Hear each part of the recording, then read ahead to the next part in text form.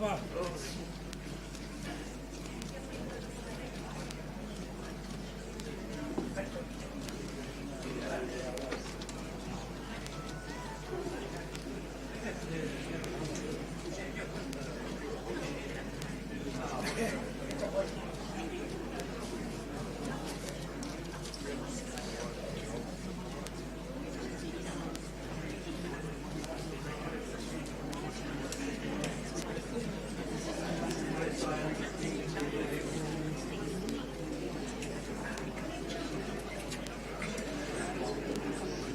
Okay.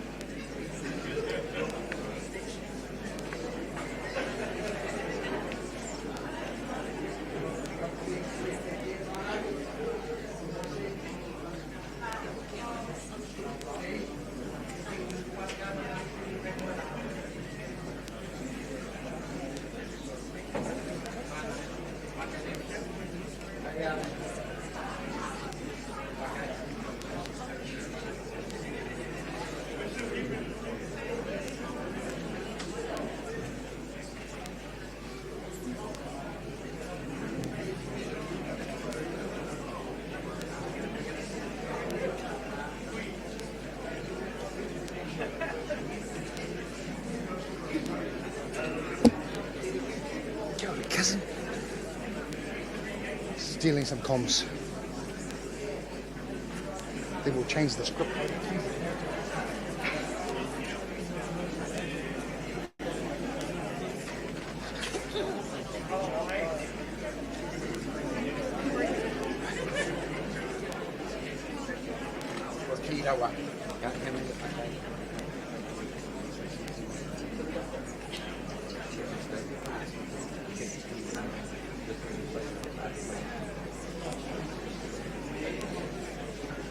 Oh, yes.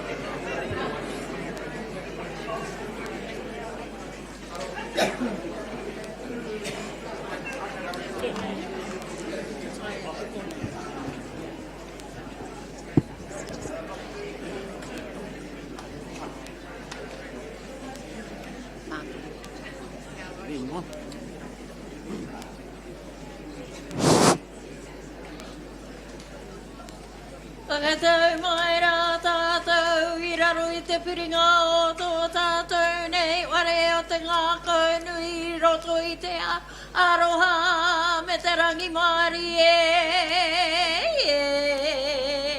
Whakatau mai rā koutou mā, pai marire ki a tātou.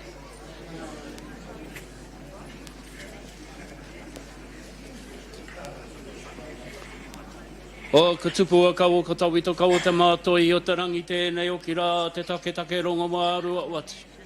Waka eke tia ki runga o te moana waiwai, te moana tuatua, te moana oru koe. Waka tupuria he kawa ora. Te kawa kei te āpiti o te rangi kei te matata o te rangi kei te matoe o te rangi kei te piere o te rangi kei te haruru o te rangi kei te uetuki o te rangi kei te ngāteri o te rangi kei te ngāwa o te rangi. Te kawa pūwai, nuku pūwai, rangi papa pūwai, e tū pūwai, tangaroa pūwai, tau pūwai, ari pūwai, oko pūwai, motu āri ki tiki o waiki. Tāne rua nuku tāne toko rangi, te pipi, te wariwari, te ātā, te tamu, ke rangi, te pūtanga, te tauira, te wai au, te ao marama, e ke mai te kawa ora.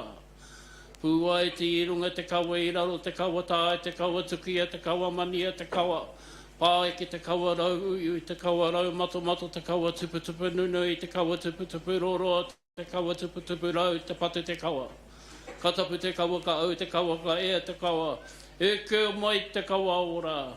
Turu o iti waka maua, kia tīnā, au mie, uie. Ai ie.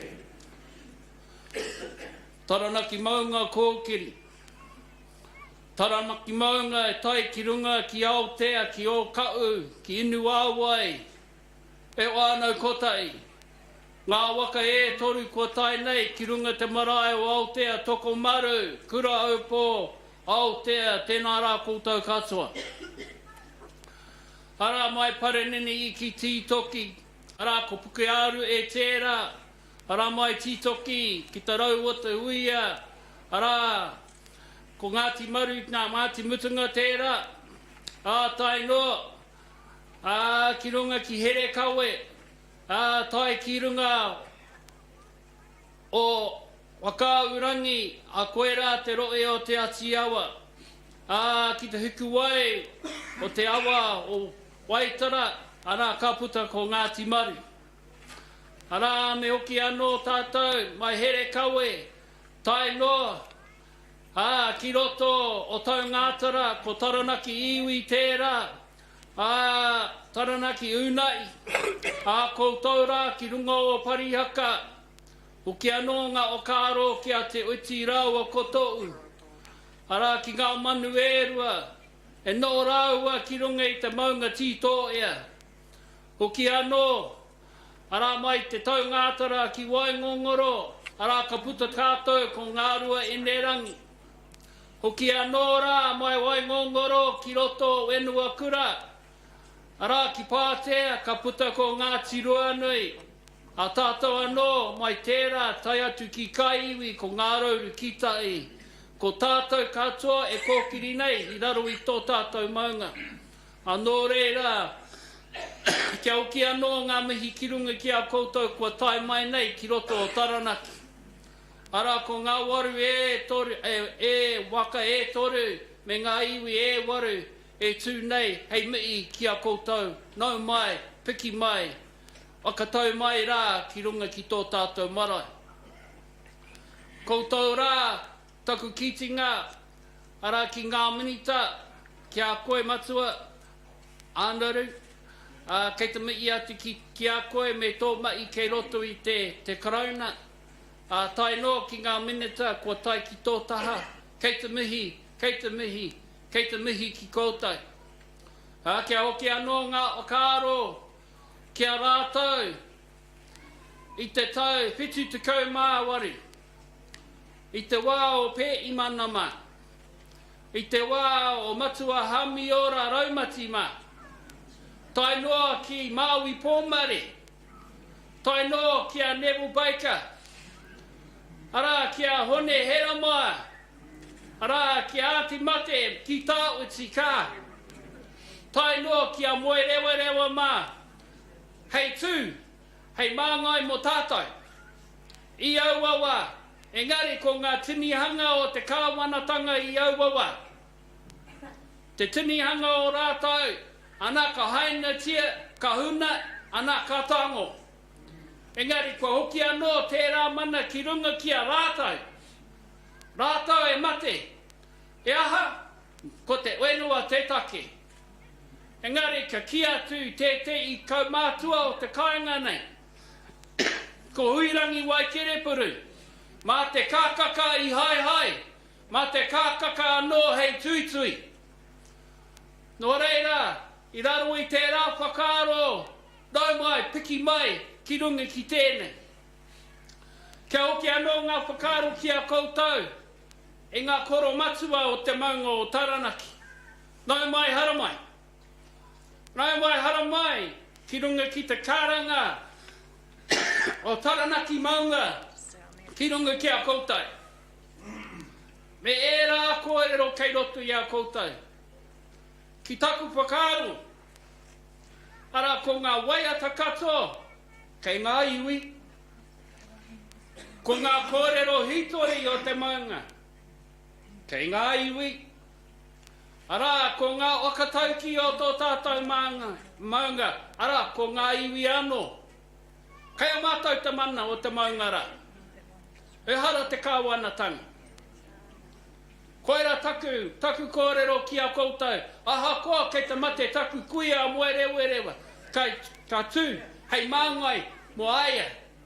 Pērā ki a liana, mo tana tupuna pēhimana. Ko ngā uri katoa o rātou kua mate, kei roto i te ware. Kia hoki anō ngā whakaaro ki rātou, i te wā ka hainatia, me ngā kangakanga, o te iwi Māori ki runga ki a rātou. Engari, ko ngā tinihanga o te kāwana te he. Ko ngā tinihanga. Nāia nei, tēnei te wā, aronga mai, Ko te hay piwa.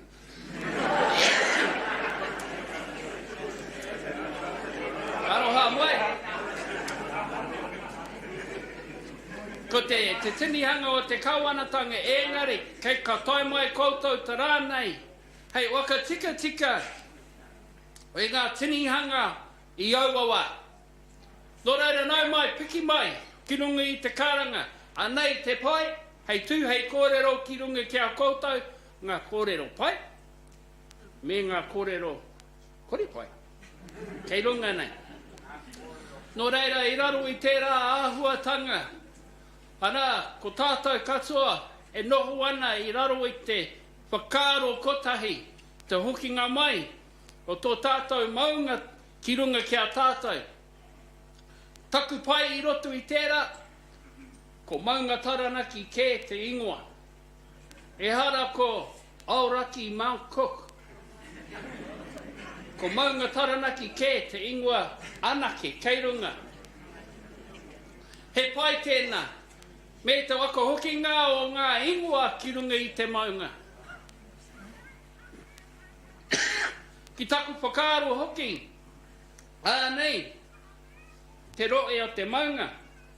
Engari, e hara tērā te wai, mai te maunga, mai te tihi o ngā maunga, tai atu ki ngā ngutu awa. Katoa, e hara ko tēnei porofita anake, te maunga, te pāpākura. E hara, tai atu ki te ngutu awa. He ahai, nā te mea ka noho ana ngā iwi i te taha o ngā awa. Hei tū, hei ora, mō tō tātou iwi. Katoa. Uiwa te kaumārima. Koe rā ngā honanga o te wai, kei roto i a tātou. Nō reira, i raro i tērā, hoki anō ngā whakaaro ki ngā mate kei wainga nui tātou. Ara pērā, kia te i Daisy Noble, ko ia te tehi o ngā kai kōrero o ngā rua ine, hei whawhai i ngā wākato, mo te hokinga mai o tō tātou maunga ki te iwi. Ko tēnei tarā e hoawa, te timatanga o tērā whakaaro, a ngā mātua tūpuna. Nō reira, hoki anō ngā whakaaro ki tō tātou kingi tūheitia, noho ana kei runga te ahu rewa o ngā mātua tūpuna, i kitea e te i kei roto nei. Hoki anō ngā whakaaro ki a tūpare toa, kei roto i a tātou, kitea Ngāti Hāua hoki, ka kitea te awa tapu o Wanganui, kei wainga nui tātou. Ara, ko te papa atawhai, i kitea ngā tohu, me te whānau corrections, kei roto i te whare. Tai noa ki ngā tūpuna, no reira, mihi ati ki a koe matua, hei māngai mō tātou, i roto i tērā kawanatanga, hei māngai mō te reo,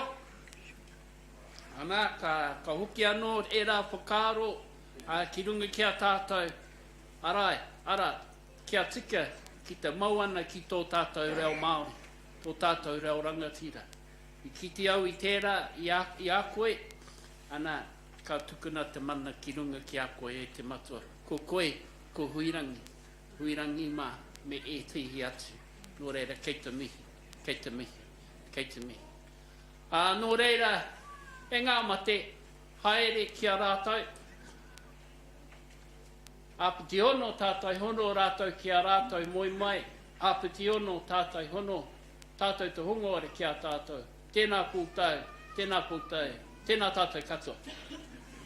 O te hata tuaka ko tipua o rangi te hata te oe ko ngautu ki te rangi ngatai e i waru he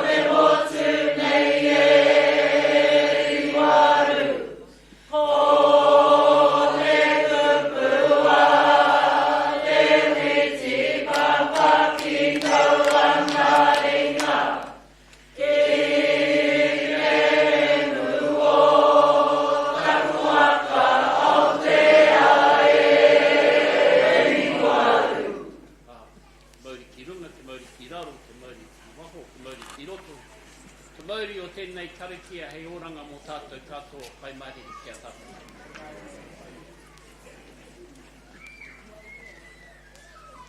Kia tahi ake ki wakamara makarua ke katoia mai atu ka atu atu ka atu ki matai taha.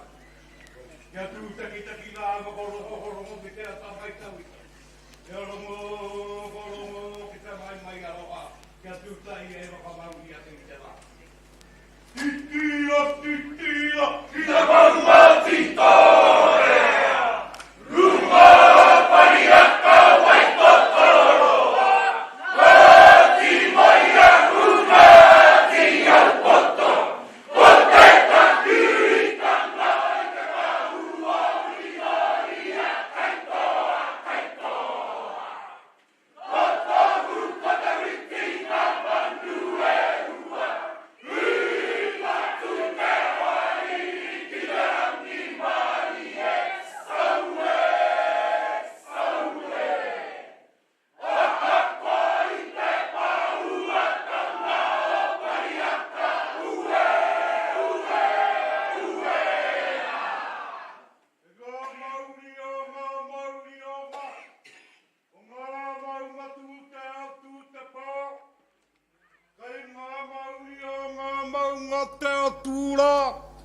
Ngā maunga o ngā whakaroeroenga.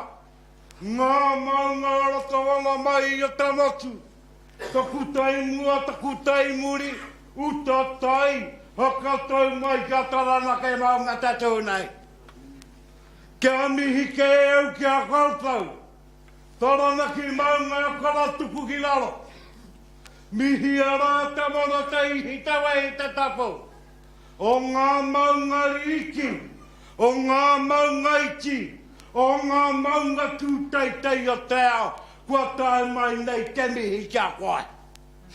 Haka iti mai e kara, ki ngā maunga, kua wakarau i ka mai nei ki runga i a koe. Ei waka mana ake, ei waka mauri ake i tōtu.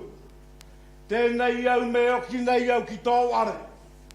E te maunga ku tō ware tēnā. Ko tangaroa matupua. I ara mai kua i te moana waiwai, te moana tuatua. Ko te kōrero tētei au ngā kōrero a Taranaki. I mai a papatua nuku kia tangaroa. E tūtonu nei te rā kōrero ki konei. Ko tō arewa karau ika. Ko tangaroa tūtonu ko tangaroa matupua. Ia koe i reira koupau ko te kāwi maunga. Nana, ka tupu, ka rarai mai koutou, ka riro rā mā piki mai rā wea, e i mai ei, ko te ika kirunga, ko te ika rōwai, ara koe ia tēra koa a te wenua. Ka ua, ka pua, i roto i ngā mano tau rautau, ko koutou ko te kāui maunga ki te puku o te ika. Koe rā kē tō kai, I ara mai koe i reira. O tia no na te waine anō. I rarua i te tā. O tia no nā roto i ngā pakanga. Nā roto i ngā uatanga o te wā. Ara, ka hūnaku mai koe ki konei. Titiro wakamuri atu ki toi. O tia no rā kua tai mai rā te kāwi maua te puko o tika. Ka tika ngā mihi ku taina ki runga ia tongariro. Ka tika koe ia tērā ko ngā urua e kopianga o tia noko Taranaki ko koe e tūnei no renau mai ki te kāwi mau. Kei kia whatai ana ke te maunga ka. Ara mai ki ona tupuna. Ara mai ki ona tupuna maunga kei ngā taata e karapoti ana iai. Nau mai ki ara tau. He nui tēnei rā kua tai mai koutou ngā maunga. E auatanga nui tēnei kia tai mai rā ngā maunga. A tia no ki te tangi, ki te tuku i tā koutou nā tuku, ki te tuku rā i tā koutou nā roa, ki runga ki te maunga e tūnei. Tēnei kaupapa e tūnei, he tangi tonu ana ki ngā mata. Rā tau kua nui atu rā, ki tua o te pae o ngā maunga, pō ki atu rā ki te waro unanga e unai te tangata. Rā tau i pakanga, ko te rau o te patu, ko te rau patu tērā. E ara ko te ono tau noi o kā. E o ki ake ana ki te muru. O ia noi te wai tairi rā. Ara koe ia tērā ko te rau patu. Ki runga i Ngā Iwi katoa. O ki anō tēnei. Nā tēnā, ka mau ere ngia te ngā kau te wairua ki te ere nui. I tēnei kua weta ki a ngā ere. Kua tukuna ngā ere ki a ere. Kia me a tūrā ki te pō. E mō i o wai, kei te ki tau i ngā koro matua kua tae mai ne. Kā, e ara koutou i ngā koro matua. Ara te koro matua e tū mai. Koe rā te koro matua o ngā matua. O tia no ko koutou ngā koro iti. O tia no ara mai la i te auatanga ki ngā kōrero. A tōku tuakanga neina. E kōrero ana mo te tauhitu te kaumārima. I ta wā i tai a tirātu. Ngā kui a ngā koro eke.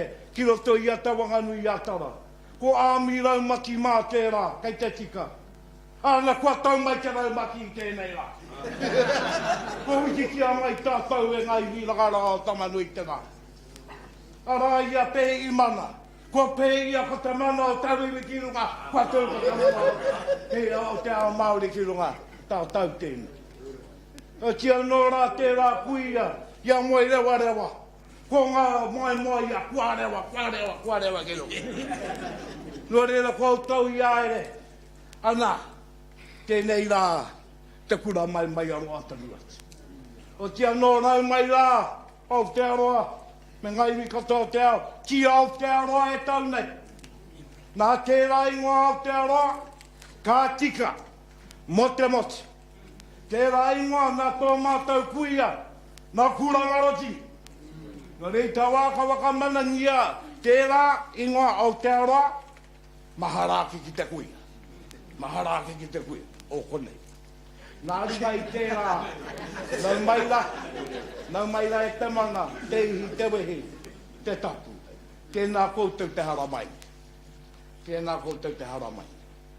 Tēnā koutou, i oto i kēnei rā, āna he nui. Engari, e tīmatanga. E tīmatanga. Ko te kawa ora e kōrero nei taku tuakana. Kei te mōhi o te ao Māori. E tupuna taketake a Taranaki āna. Engari kia mō i o ngā uri waka eke, kia tupu nunu i tonu te kawa nei, engari kia mō i o ki te ao. Mea mō i o ki te ao. Nā runga i tērā e tupu a waka kopi ake māku ku tēnei. Ngā Iwi o Aotearoa Putanoa, ki kaha. Ki kaha ki te wirinaki ki tō koutou mātauranga māo. Kia kaha ki te pili ake ki o koutou nā kawa, e ora i te kawa. Ngā Iwi taketake, ai konei te iwi Māori he manaaki. Ngā Iwi taketake o te ao. O te anō tau iwi, ako tonu. Nā runga i tērā, e te mii tanau mai. Te uri a te poro ake ki te atu i a koe. O te anō rā koutou, o leu jing tēnā koe. Te whanaunga ki ngā primes o konei. Nō reira mō te whāmā. Kia koe hoki te tuaine Soraya. Nau mai hareke. Awe tia no rā ngame makatoa. O tia no te iwi mui tonu. Tēnei kia tautorunga mana ki tanga o tō tātou mau. Ki runga i a tātou katoa. Huri noa. Tēnā koutou. Wiki mauri ora. Tēnā tātou.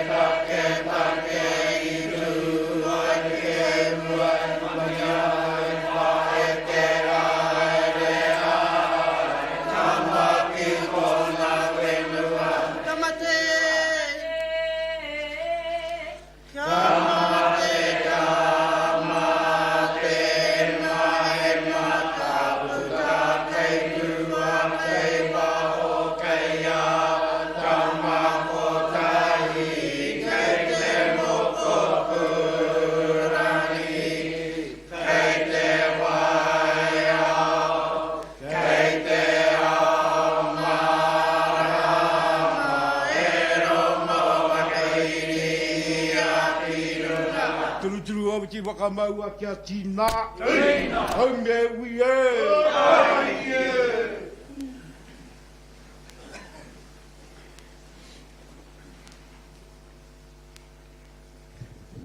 Tie i Mauri ora. Te wai aere ko ngā tapu wai o tō tātou nei maunga. Ko poke o naki ana ka tū mai rā ki roto aira.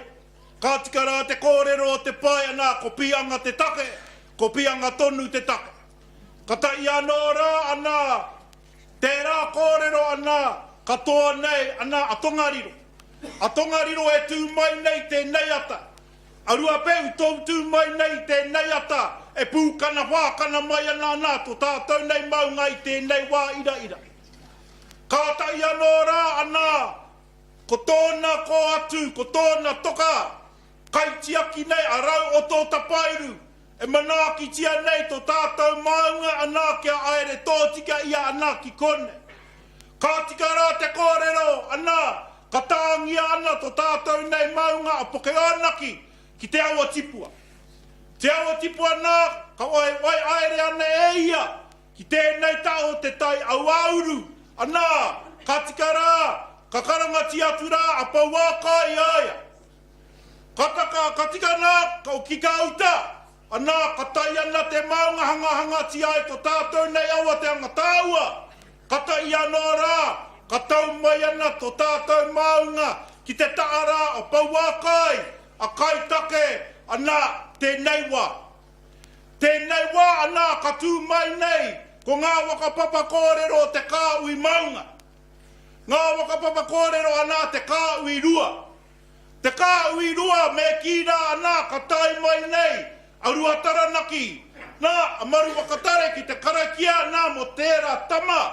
A taurangi kia tai atu ana eia ki te tii o te maunga.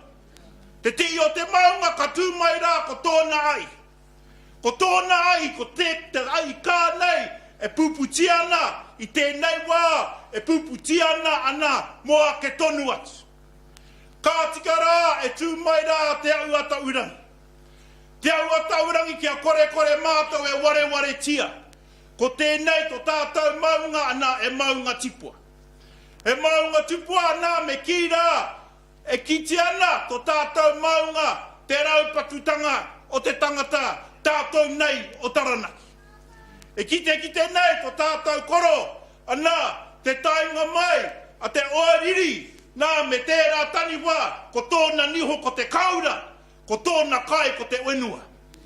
Ko tōna kai ko te wenua, ko tōna kai anō rā, ko tātou nei maunga e tū mai nei. Nō reira ko tērā taniwa ka tai mai nei tēnei wā. Koutou rā e te karauna. Koutou rā ana e patu hiana i a tātou nei a Taranaki. I a tātou nei o Taranaki me te kōrero. Ana, Taranaki, wenua, murua katoatia. Taranaki, maunga, murua katoatia. Taranaki, moana, murua katoatia. Engari, Taranaki tangata, e tū tonu nei, e tū tonu nei, e tū tonu nei. E tū tonu nei te maumaaratanga ko rātou kei ngā waka ua iri nei ki te ore. E tū tonu nei ki roto, ia rātou, ko ngā mate, rātou a kui mā, a koro mā, e whaipai ana ko tēnei pakanga. Ko tēnei pakanga ana, kia tai atu ki tōna ua, ko tēnei rā. Ko tēnei rā, engari, ka mate ana rātou i te mamaitanga. Ka mate ana rātou te taumātanga o tēnei kaupapa kia oki mai, tō tātou maunga, tō tātou wenua. Nō reira i runga i tērā ka tika rā te mihi atu ki ngā wakaua. E te karauna, titiro. Titiro ki ngā wakaua. Titiro ki a kui mā, a koro mā. Ko rātou anō rā e papai ana te papai mo tātou. Mo tātou ki a tai ki tēnei wā, tēnei kereme, tēnei te okinga mai o tō tātou maunga tupuna. Te kā ui tupua katika. Te kā ui tupua ana katika ki a oki mai. Ko reira me te kōrero anō rā e ki mai ana te pai. Nā, ko tēnei marama, ko ngā rāo mai e. Ka titiro atu rā tō tātou maunga nā, ki tērā pakanga a wenua, e tīmata ai anā, a te karauna, ki te kōia. Ki te kōia e titiro nei anā, ko te patua, ki te pakanga a wenua i reira. Nā, ki roto i tēnei marama. Nā, ka tahi anō rā, ka tū mai a Taranaki. Te kōrero mai nei anā, ka tū mai a Taranaki tonu i tēnei wā. I tēnei wā te muru me te raupatu. Nō reira ka tika rā e te karauna. Wakatau mai koutou. Wakatau mai koutou ki roto i tēnei o ngā ware ko ngā kau nui. Ko ngā kau nui me te kōrero anō rā tērā tau. Tahi mano, anā, iwa rau, witu te kau māwaru. Tēnei ringa, ka hoatu tō tātou maunga ki te iwi. Ko tēnei e nei o ngā miho o tērā o ngā taniwa, ka ngau tonu ana ki te maunga ki a uki mai, ki roto i te ngā kau nui ki Aotearoa. Ka aroha, mo te aroha te ata, o te aha, te aroha te aha, ko te aroha o te tangata. Ngai mātou te iwi Māori e aiti ana, e ripi ana, e muru ana i te uinua. Ko te take nei ana kua tai mai mātou engari, tēnei wā engari, ko rātau ko ngā mātua tūpuna kei te mamai tonu. Kei te mamai tonu, kei te mamai tonu. Nō reira e te karauna ka tika rā, wakatau koutou i raro i te rangi Māori e te mau ngā rongo o te tangata. Engari kia kaua e ware. Kia kaua e ware tia ma mātou anō rā, ana, a Māori mā, a karauna mā, kia noho, ana kia piripiri tō pūtia ai tō tātou nei wakaro, kia ora ai tātou e te iwi. O reira i runga i tērā ka tika rā, kami i atu kia koutou rā e te karaune engari, ko taku mii kia rātou a kui mā, a koro mā, taku mii kia rātou e tangi ia ana. Ahakoa ka ana ka tū, a tama nui te rā, ka paki nei te rā, he rā moko puna, kai te mōhi o tātou, kai te mamai tonu. O reira i runga i tērā, hara tōro te kōrero i te mea nā, aku nei wanaunga au teo waka kua tū ki te wakatau i a koutou. Anā, tō taku rangatira nei a rauru, kai roto i tōna kōrero, ngā kōrero ki a koutou rā oki, e te karauna ki a wakatau, te nui ake tonu i ngā waka e toru, ki a tū ki te kōrero ki a koutou. Nō reira i runga i tērā, koutou rā me taku nei wānau. Taku wānau a Taranaki tū mai. Taranaki tū mai ko tēnei rā he rā hira. He rā miharo. Engari kia kaua e ware e tangi. Me tangi tonu tātou, ne? Me tangi tonu tātou mo rātou kua we e atu ki te pō. Nā rātou tēnei rā. Nō reira, ka tika rā te i atu ki a tātou e kui mā, e koro mā, e rauranga tira mā, tēnā koutou, tēnā tātou katoa.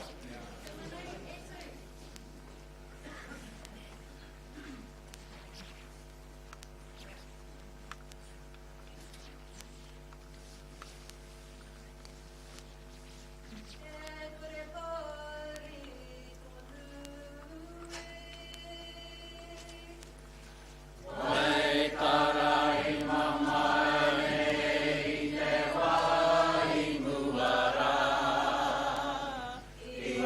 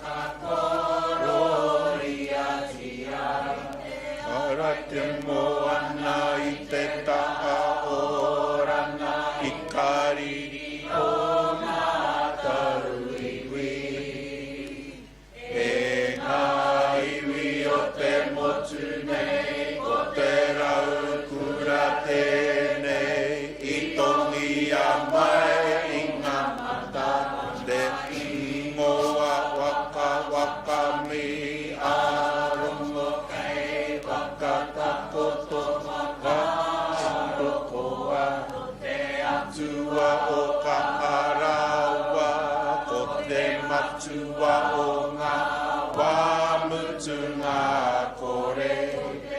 Ngā tira o te maunga rongo ki te ao katoa. Kore ngā iwi nei i te tutakina. Karu te tini o Taranaki, koa te tama i ne ka ari a te iringa.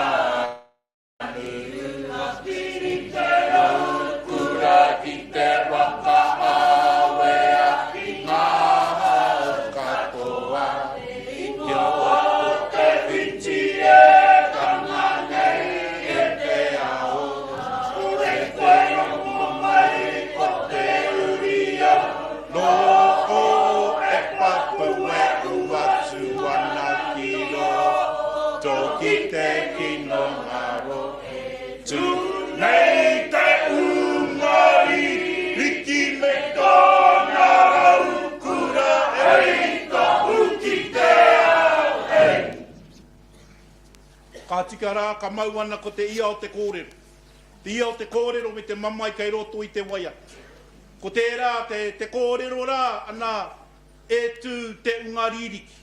Ko te ungaririki, ko tēnei e wai aere, ana e nei o ngā pua waitanga o te tōpūtanga nei o tātou o Taranaki. Nō reira i runga i tērā, ka tika rā te kōrero. E tū nei te ungaririki, me tōna raukura ana ei to'u ki te ao ei. O reira i runga i tērā, ka tika rā te i atu ki a koutou. Ana e rauranga tira mai, kui mai e koro mā tēnā koutou, tēnā tātou katoa.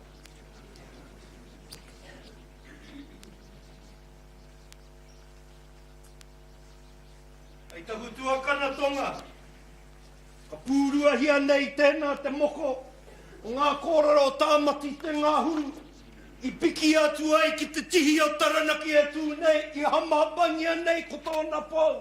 Kia irira ko te mana ki runga i te maunga, e kore makere atu, e kore maunu atu, aha koa ture mai, aha koa pakanga mai, aha koa nei tēnei te mahi tini hanga i kōrero hia, kāre i makere, kāre i maunu, mautonu ana ki runga i aia.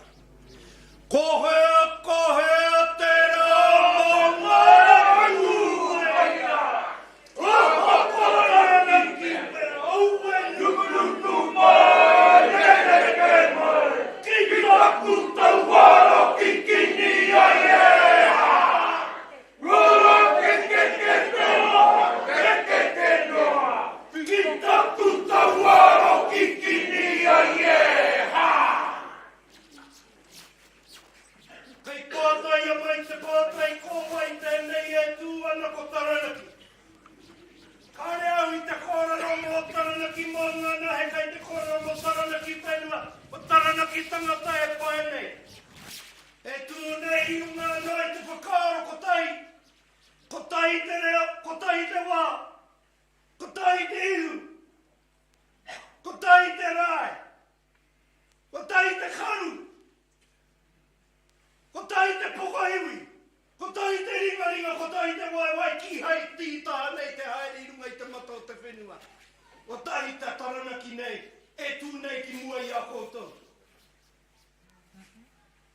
Oi tērā ka kore rongo i te korero keke noa te manawa nei. Kāre tētahi manawa i konei, kāri te keke noa. Kāre tētahi ngākau, ki hai kikini nei ki e rā kupu. Nō reira hara mai rā ki runga i te karanga o te ngākau nui o tītanga waru. Te manawa nui o tītanga waru. Te mana nui o tītanga waru. Kia hoki rā nō ki ngā kororoa huira ki wai kere puru. Me ana kupu tonu. Tērā te wā. Tērā tonu te wā kārewa te kohu ki runga i a Taranaki. Tērā te wā kārewa ki runga i a te ngutu o te manu. Tērā te wā kārewa ki runga i a paua kai. I a te iringa niu. I a kaitake. I a puke te witi. Ia rau hoko ta pairu tērā te wākarewa i runga i awa i tara. Tērā te wākarewa ki runga i a turuturu mōkai. Tērā te wākarewa ki runga i a tauranga ika.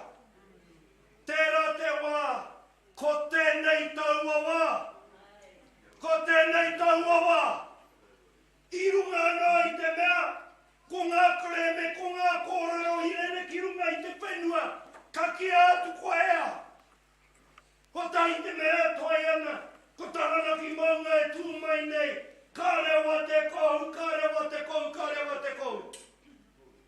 E ata mai ana ki runga i tōna iwi ana o tai ana. He tau toko tai ana, ko tahi te reo, ko tahi te wā, ko tahi te whakaaro. Nā reira hara mai e te parimata. Hara mai rā hami, ka wea mai tō ka hui ki runga anō i tēnei karanga o Taranaki katoa nei. Haere mai e te kāwanatanga, haere minita mai, haere tari kāwanatanga mai, haere koro matua mai e ngari anō ka kia atu ko koro itike. Haere popa o ta whainga, ki runga i tēnei karanga. Haere mai arapiti, i runga i tēnei karanga. I te mea, e tika ana ki a rongo koutou taringa ki e nei kōrero tēnei rangi. Kāre whakae atu i riro tō tātou matomata maunga.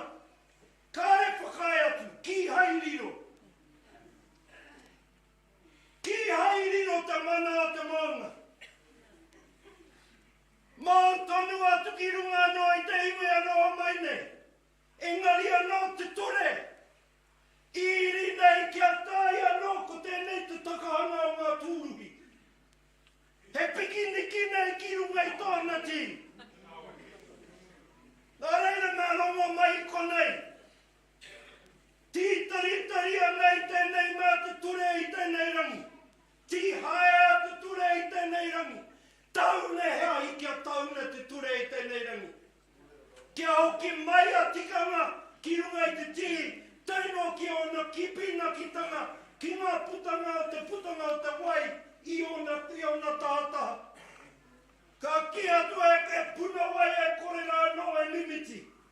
Ka tuki e te puaka, ka praungi e te pākea. Ka tapahi a ngā rākau, mau tonu tana mana Māori, mana motu ake, ake tonu atu. Nā reira ki a rongo mai, tahuna tērā ture o mua o te muru. Tahuna ki te ahi. Te ahi kātoro ki runga i te whenua i te wā o te pakanga. He ahi kāroa tēnei kua tahuna e tahurangi. Koe ia kē te ahui e tika ana. Nō reira noho mai ki roto i enei kōrero, ki enei tūranga o Aotea, o Tokomaru, ko kura haupa o tēnei e mi ana. Hami, tāngata i ko kura haupa o waka. O kura haupa o waka te rai wāhirua ki rangi tāhuahua. Ki hai inga te kura i tiki mai Hawaiki. Ki te ai rato i te ngākau te tangata. Ki te ai rato i te maungaroa tanga o te kura i tiki mai Hawaiki. I whakairi hea te kura ki hea. I whakairi hea ki runga i te maunga. Ngā whare kōrero, ngā whare wānanga, ngā whare kura, kei runga i te maunga tonu e riana e rā kōrero. Nā reira ka tāria te wākia whakatūria e rā whare anō, e tāi ai te tomotomo kia nei e ngā reanga o nā iane. Kia oki atu ki pakihere, ki maru, e rā wāhi whakamaru te tangata i te wā o te pakanga. Nā reira te karainahara mai ki roto i e rā kōrero, whakarongorua o koutou taringa ki ngā kōrero e rere ana, ki hai te mana i makere atu i o matau, te kapu o matau ringaringa. Engari anā te ture, tērā pōhe, tērā ana iaia. Nā reira no tēnei rangi, wai hoatu tērā ture o te pēhi nei, te tikanga i runga i te maunga. Whakahoki atu te kōrero ki roto i te whare punanga kōrero, te mana, te tikanga, te Māori o te maunga, kei roto i ngā puna e rere ana. Kia o ki rea kra ki taku kuia, o rau hoto tapairu. Rau o to tapairu ka moe a rua taranaki. Rua taranaki ka puta ko tahurangi. Tahu atu ai tōna. Nō reira koa ia ko rua taranaki, ko rua tawhito, ko rua tupua. Koa ia noho tahi ana ki te kāhui rua. Nō reira ko te kāhui maunga tātātau e kōrero tia, e kōrero nei. Ka tiaki i konei henu i te kōrero. Ka pau te rā i te kōrero. I te mea he pērā te whakaaro ki te maunga i tū mai nei. Tukua te pene ki te pepa. Kawe awai hoki te pepa. Kawe awai hoki te pepa. Haere mai me ngā ringa, haere mai me ngā waiwai. Kia iri nei ko ngā kōrero tikanga Māori nei ki runga i te maunga i tū mai nei.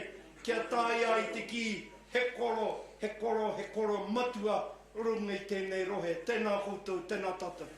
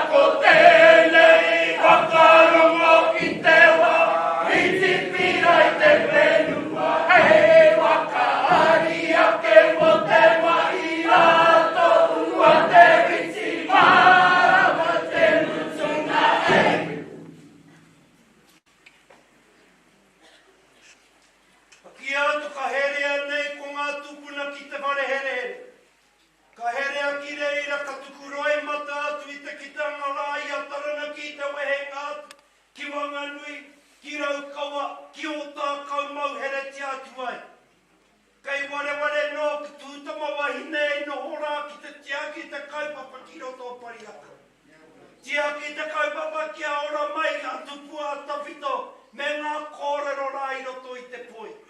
Nō reira ka tuku atu ko te rāo mai te wai timata i te pakanga ki roto waitara. Tēnei maramatoni.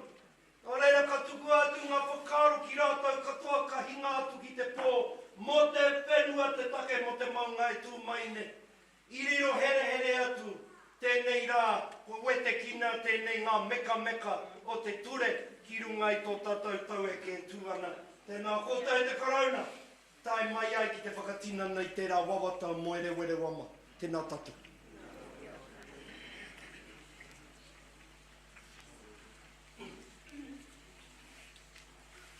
Akatira, tēnei apaira ki tēnei arua tupua, te tuake nei te waituranga, ki tēnei o ki o ngā hore o maunga ko whakahua nei, ko whakahua nei ko tinga kore. E uri wāra. Aurora, na minui e tūnei kaurora, papai tako tūnei kaurora, ngā tua ngā kōrero, ngā wāra, ngā kaurora. Aurora, ki te kauranga nui, te putenga ki te hoia, ki te amarama, kaurora. Mānawa mai aio, ki te mānawa mai aio. Ki te putenga te ariki mānawa mai aio, ki te putenga o te tauira. E tauira, hae keki, awaroa kā keki rangi tā uaua. Tēnei tātu kai au, kai ta kauanga ta putu, ta mauri tūtau i anu. Tū kai te hui ai roto, tū kai te rawaiwa.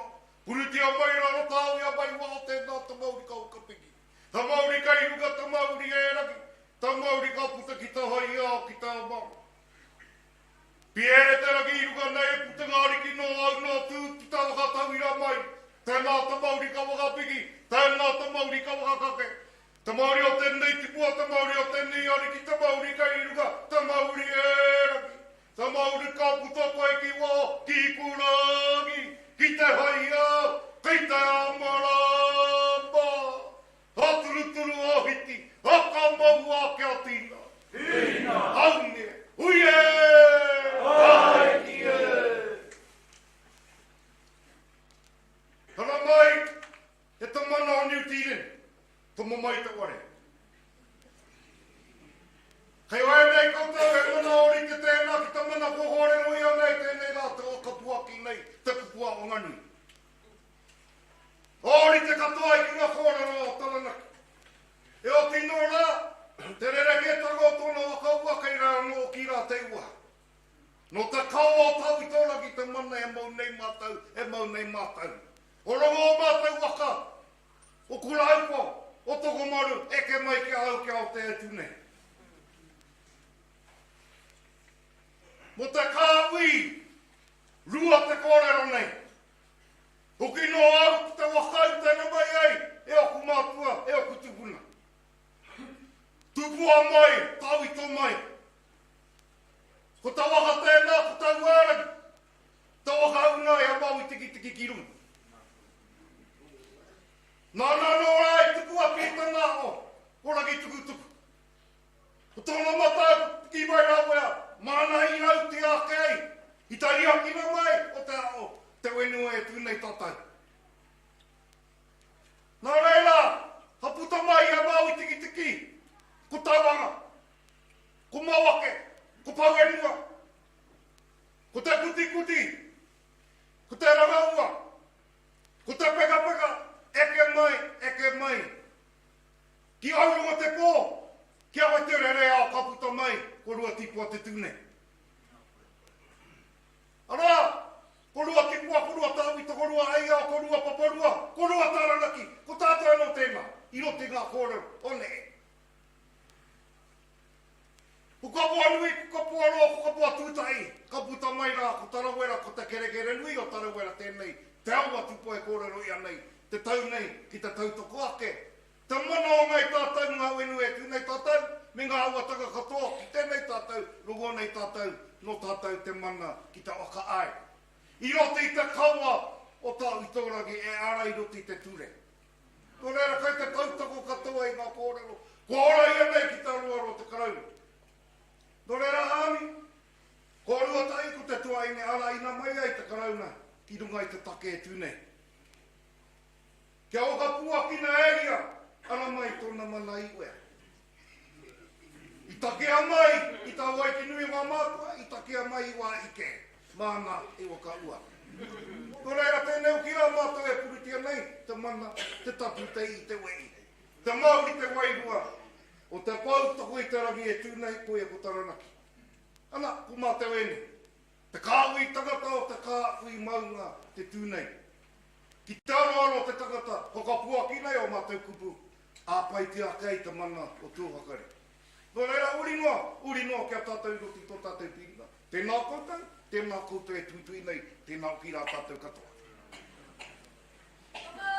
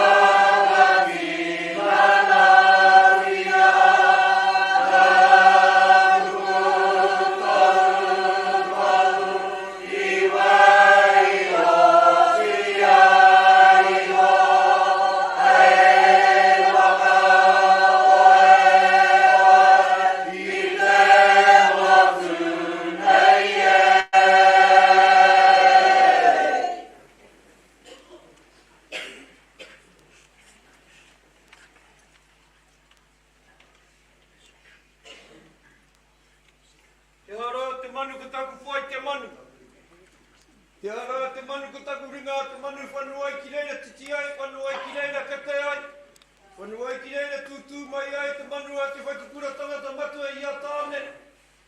Nau mai kua piri, nau mai kua tata. E ngā minita nau mai kia piri kia tata ke mui te aroro tō tātou tupuna. E tūnei. Whai ake nei kia mana ai e ki roto ki ngā tau. Whai a mai rā i te ko muri aro ka kia rātau iri nei ki te tāmira i te rāne. Bepe nei te ko aroro mō rātau hea te ngārau, me ngārau kauru. O ka tai rangi tia rere te nei hurere ki ia tangata mau ia mau ake nei. Marangai. Marangai ka rui e ke atu ana ki te papua huati o huata. Ho mai taku tau ke hau ariki. He kura te wini, he kura te wana ki tuare, ia ki tuare au ke mga maunga ke te noa mai mo ho tātau mate e takoto nei. Ia wakarongo mai rā ki te hui a mai rā tātau i tēnei rā. Hui a mai o tātau mate. Kia ai ki te kōrero kai ki te koiu kai rongo kōrero ko rātau e tū nei. Rongo ake nei au i aku tuaka nei me ake nei mō rātau tēnei rā. Tā tika hoki. Timata mai ai ngā rautau ki rua ko te petihana i runga i ngā kōrero activity rao ko tau he pine he nera ka tāhai ka whakawākia. He pine he nera ka tāhaitia ka whakawātia ki roto ki te kōti, ka rea waitara i whakawātia. Hāpai ti ake ai o mātau tupuna i era kōrero ka kōkiritia i roto i ngā tau maa. Ka eke ki te whakatūnga mai o te Pōwhiri Māori i a te rangi hūna, i a mau i pōmare, i a rima wakarua, i a tūpito. O rātau ngā mea i kōkiri mai ai tēnei mea ke whakawāti ai te raupatu. Kei konei te kanohi ora o ngā mātua o ngā tupuna e noho nei tēnei rā. Kei konei katoa rātou. Heke mai ai ki roto ki ngā whakatupuranga. Ko te Pōwhiri Māori a noho ki tērā, ka rongo ia mai rewa. Ka rongo ia raumati. Ka rongo ia taipakanga. Ka rongo ia waiake, ia eruiti. Ki te au ngā kanohi o ngā mātua. Kei konei katoa rātou. Kia tika ai ngā whakaritenga mo tō tātou maunga e tūnei. Ko ngā whakaritenga mō ngā whenua ko tatu, o tahi tō tātou tupuna e toi nei. Hoi no tēnei te whakaara ake i a rātou e kui mai kora mai te pō. Kia maranga mai ai koutou ki tēnei rā, ko arongo nui whakaharahara i tēnei rā. Ahua kāre no kia tutu, ko te timatanga o te whakamutunga rane o te timatanga a aua.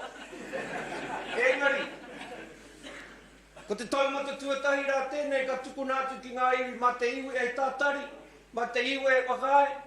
Engari ko oti noa ke ngā mai i a mātou. Ka ki te hoki au i a rātou. Ka rongo ake ki tō tātou kuia ki a tihi. Me kore ake tō tātou kuia a tihi. A kua raru pēr ngā taita mariki nei. Aku hoa pakanga o te karauna ka rongo i tōna reo e pāroro nei ngā warua o te karauna, te whare raiunga. Ka mea ke nei kia mau ko chaini kia leana, kia haimona. E tamama, kia tika. Ko kiritia tō reo ki mue te aroro o te karauna māku koe e tautoko. A kui e tērā. Ka hoki aku mahara ki a rātou. Ki ai atu. Nāna mātou i aki, nāna mātou i pana ki a tika i te reo ki mue te aroro o te karauna. Nāna hoki i whakamahara mai a mātou. Kei ware koutou i ngā kōrero o ngā mātua.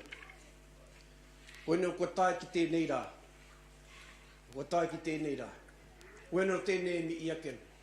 Haria mai te pauaka pangora kia hainatia. Me ona taonga i roto, ngā whakaritenga i whakaritera i a mātou i roto i ngā tau. E te minita. Kata hea no rā tātou ka whakai ngā whakaritenga nei. He hara nei te take kāri whakai roto i ngā tau e rima e ona o whitu. Tatari ake nei mātou whitu ngā tau. O mate te tangata. Tai ake ki tēnei rā. Kāroha hoki. Kāroha hoki. Koe no tēnei rā. Mihi ana ki te rā. Whakamahara ke whakatūturu mai ai ngā kōrero o ngā mātua me ake nei e koro. Kaua ko te te maunga. Hoti no tēnei mi i ake nei. Haria mai te rā. Ke whakamanati ai ngā ingoa ki runga ki ai. Wa toko ake rā te whakaro i roto i ngā tau, hea kai roto i te ingoa. Tātou anō te Māori kai te mōio. Whakapapa ia mai anō i a tātou ki roto ki ngā wāhi e tūnei ki runga ki tō tātou mau. Ko tēnei ture, ko te tūmanako ke whakaaram ia mai anō i e nei ingoa ki runga ki tō tātou maunga e kōrero tia mai nei aku mātua, aku paake, aku tuakana nei.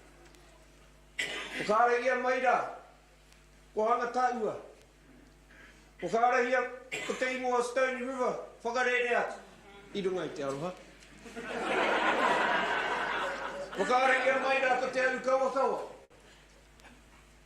He kiwi te manu i tunu ai ki runga ki te ahi tapu. Kāhu, te pawa o te kawa. Whakaara ia mai, whakaungia mai te ingoa pau ākai, he kai kai runga ki ngā pau kai ngā pari o pau ākai. Whakaara ia mai rā te ingoa te tahuna o tūtawa, Warwick's Castle, whakarere atu, i runga te aroha. Whakaara ia mai ngā ingoa mango raukawa, he mango te ika i tunu ai, he raukawa te rau i tunu ai. Whakaara ia mai ngā ingoa o ngā tupuna i a rāhiri mihia. Whakaara ia mai ai ngā ingoa o ngā tupuna i a rua Taranaki. Hei rua, te rua o rua Taranaki. Whakaara ia mai ai te ingoa o maru wakatare, nāna tō tātou maunga i pau. Whakaara ia mai ai ngā ingoa o Taranaki Maunga, kia ora anō ki roto ki te hunga e noho nei. Kua rongo koutou ngā kōrero i Aotea i a Kurahaupo, i a toko maru tēnei rā. Hoti anō tāku, whakatakotongi atu ai ki mua i a koutou kia haria mai. Kia te tuki tēnei taha i a tātou i tēnei rā. Koe no tēnei, kia poto ake rā te kōrero. Tēnei, mi i ake ana ki te rā, e te krauna, me o koutou māngai, e ngā koro iti, ara mai. Hāmi, e te taukete ara mai. Me te kanuhi o tō tātou, waine, tō tātou tua ina i a miria pōmare tēnei. Me i ake nei. Tēnei, tēnā koutou. Tēnā koutou. Tēnā koutou katoa.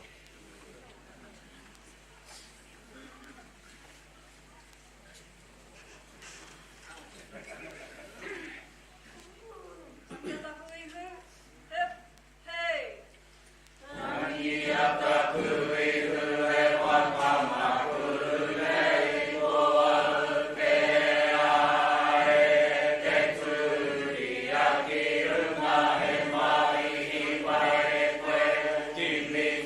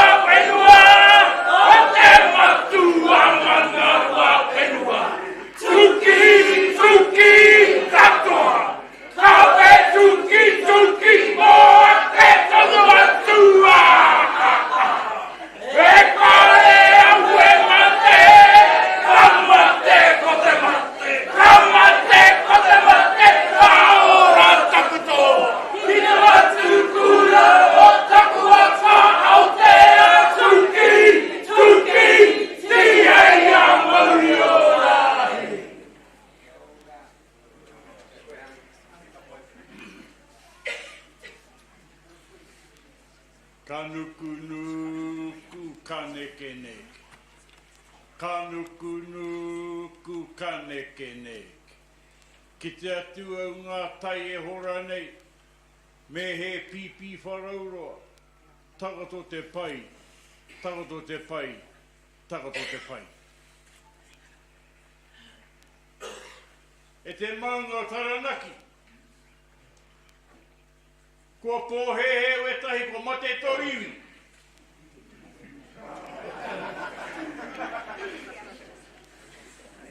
Kua pōhehe o etahi ko te kora wai o Egmont.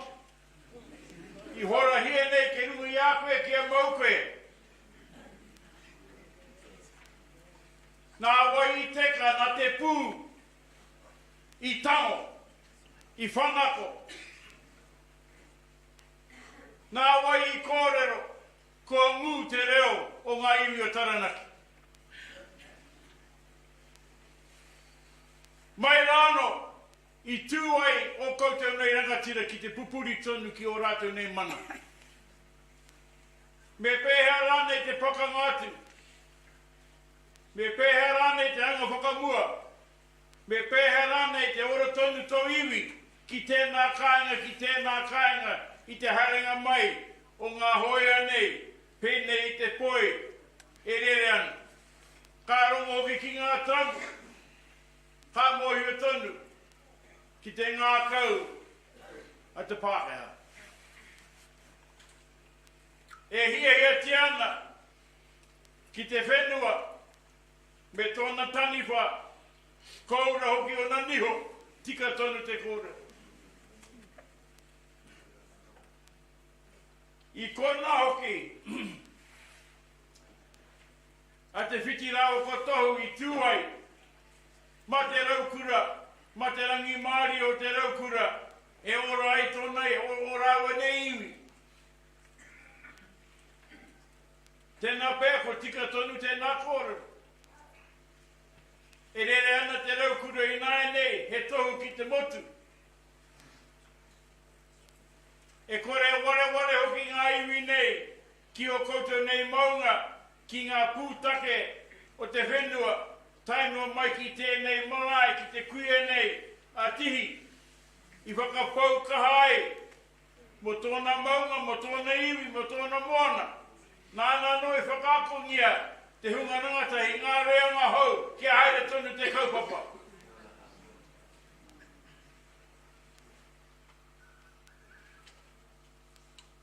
Ko tēnā kau mātua e mea tēnā, I shall not die. E tonu hoki koutou, tātou katoki e nā kupu. I tēnā whakaro, aha ko te ture o te Pākehā, i tatu mai nei, ki tēnā kāinga, taino mai ki tō tātou nei maunga. Ka hore e roa, ka hoki whakamuri.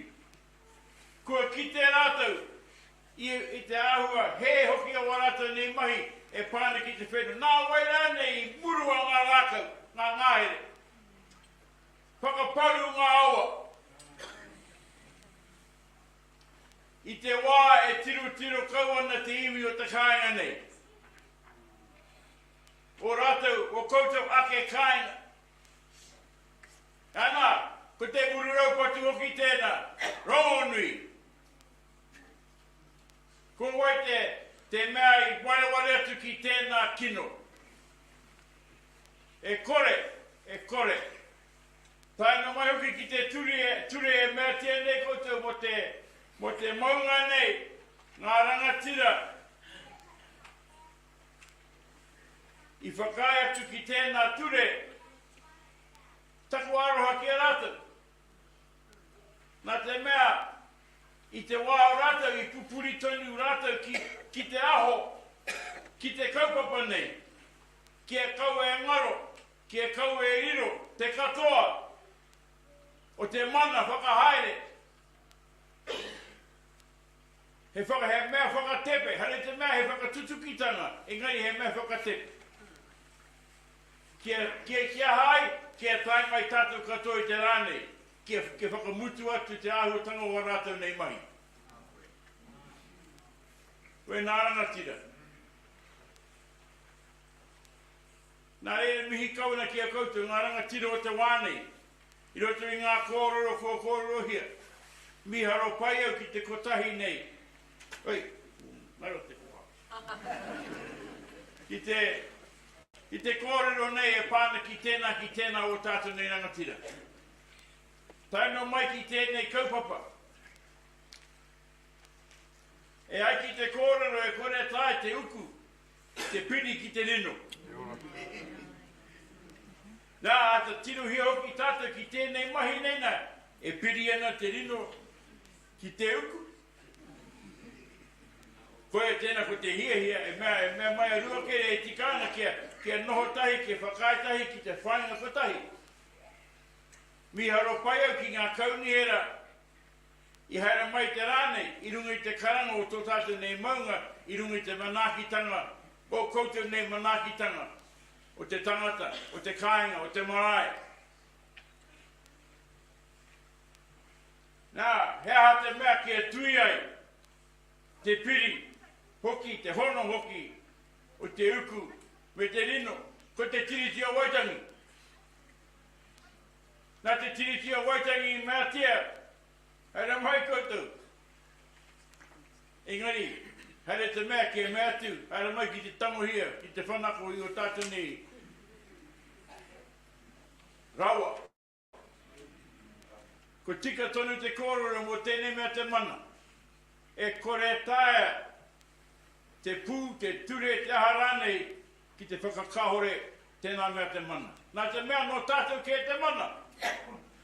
Nā wai I teka, ma te tai atu I whati, ma te tai atu I patu.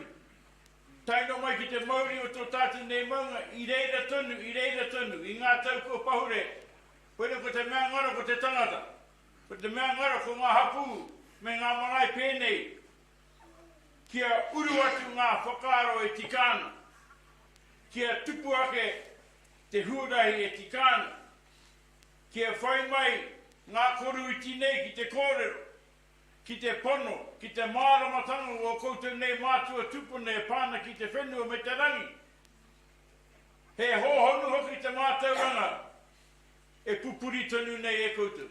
Ka rongo atu ki tēnā māramatanga rutu I ngā kupu o ngā waiata.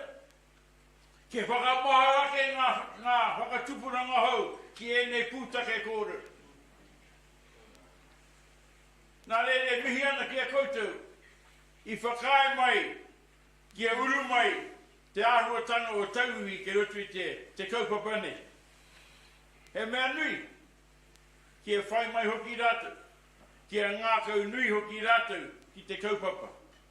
Te āhua nei, ko oho ake rātou ki tēnei tū āhuatanga, nā te mea ko mōhio rātou, kei konea no te tapu, kei konea no te mauri, kei konea no te mana o e nā tū āhuatanga.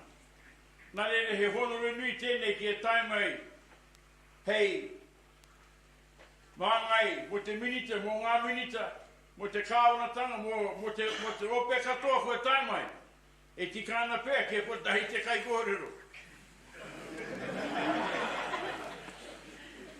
Mihi kauana hoki ki a rātou me te āhuatanga o rātou nei ngākru nui ana te kaupapa. Mi haro pai au ki te hunga nei, e whakapiri ana, whakatata ana ki te kaupapa. Nā, kia tuakana ai hoki koutou ki roto I te noho ngā tahi, te mahi ngā tahi e pāna ki tō tātou nei. Kāhui tupua. Te papakura o Taranaki e mehana. Nā, taino mai hoki ki ngā ropu e Jamie koutou I whakatū tēnā koutou, I whakapau kaha ai.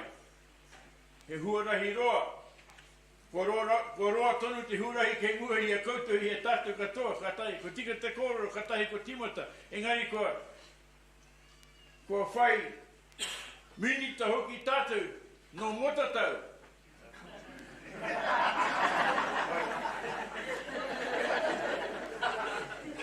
Taku mōhio I riro I a ngāti hine te tahi puke ki reira. Koe no ko tātou tēnei I whai ati nei ngā tapu wai o te awa whanganui. Ne, Kia whai mana anō te tupuna nei.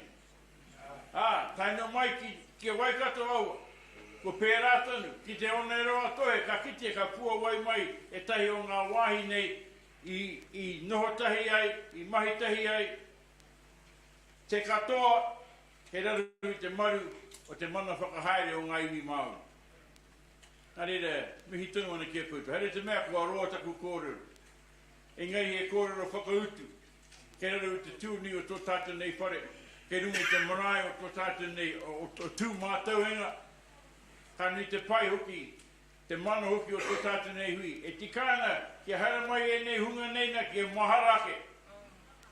You remember that day? I haere katoa tātou ki Aotearoa. Te marae o tōku tupuna kura marotiri.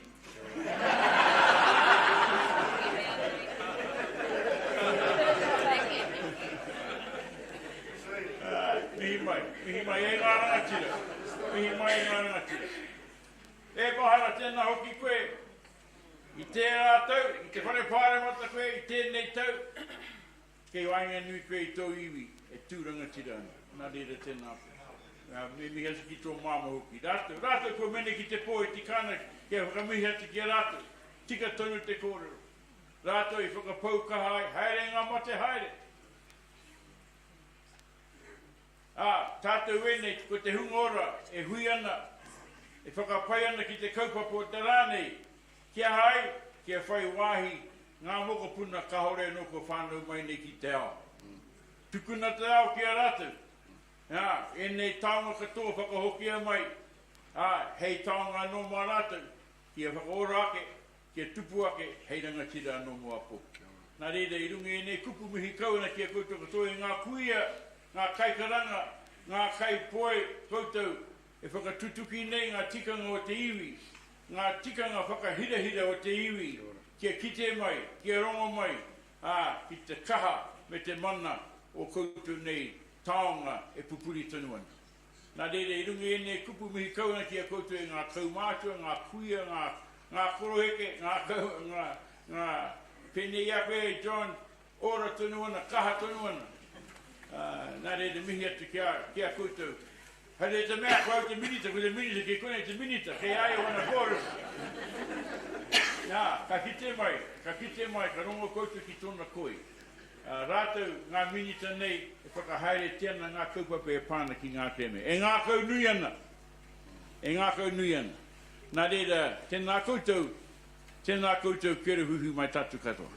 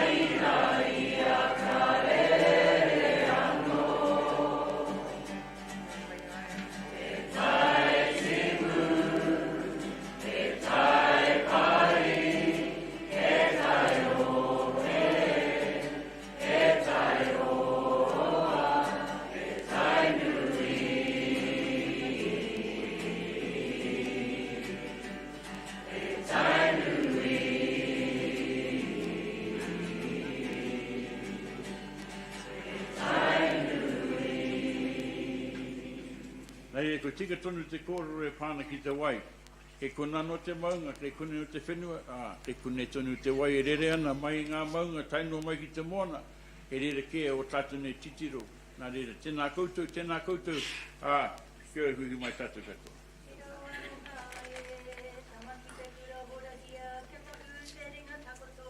Matua mata koe tō ei tērā, te whakapu, te tiki tiki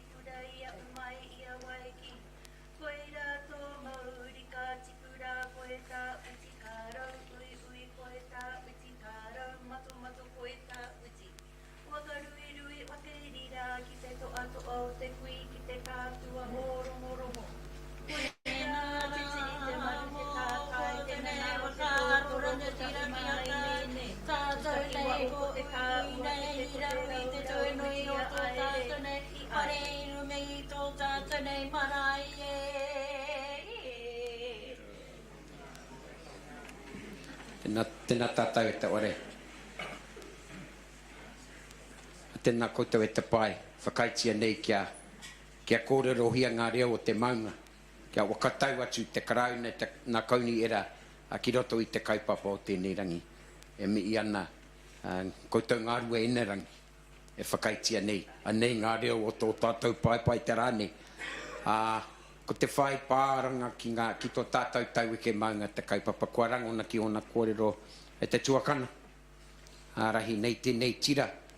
Nā katahi nei ki roto i ngā huinga a ngā hea mana o te motu ka rongo au i a koe tohe nei ki te karauna. Tēnei rangi, kei ko nei koe. E tika tai, e tika tonu ko koe tērā hei māngai mo totu ai ne o Ngāti Hine, mo tērā o ngā minita, te taitu ke rau, tai atu ki ngā minita o te karauna. Tēnā koutou, tēnā koutou, kia ora tātou katoa.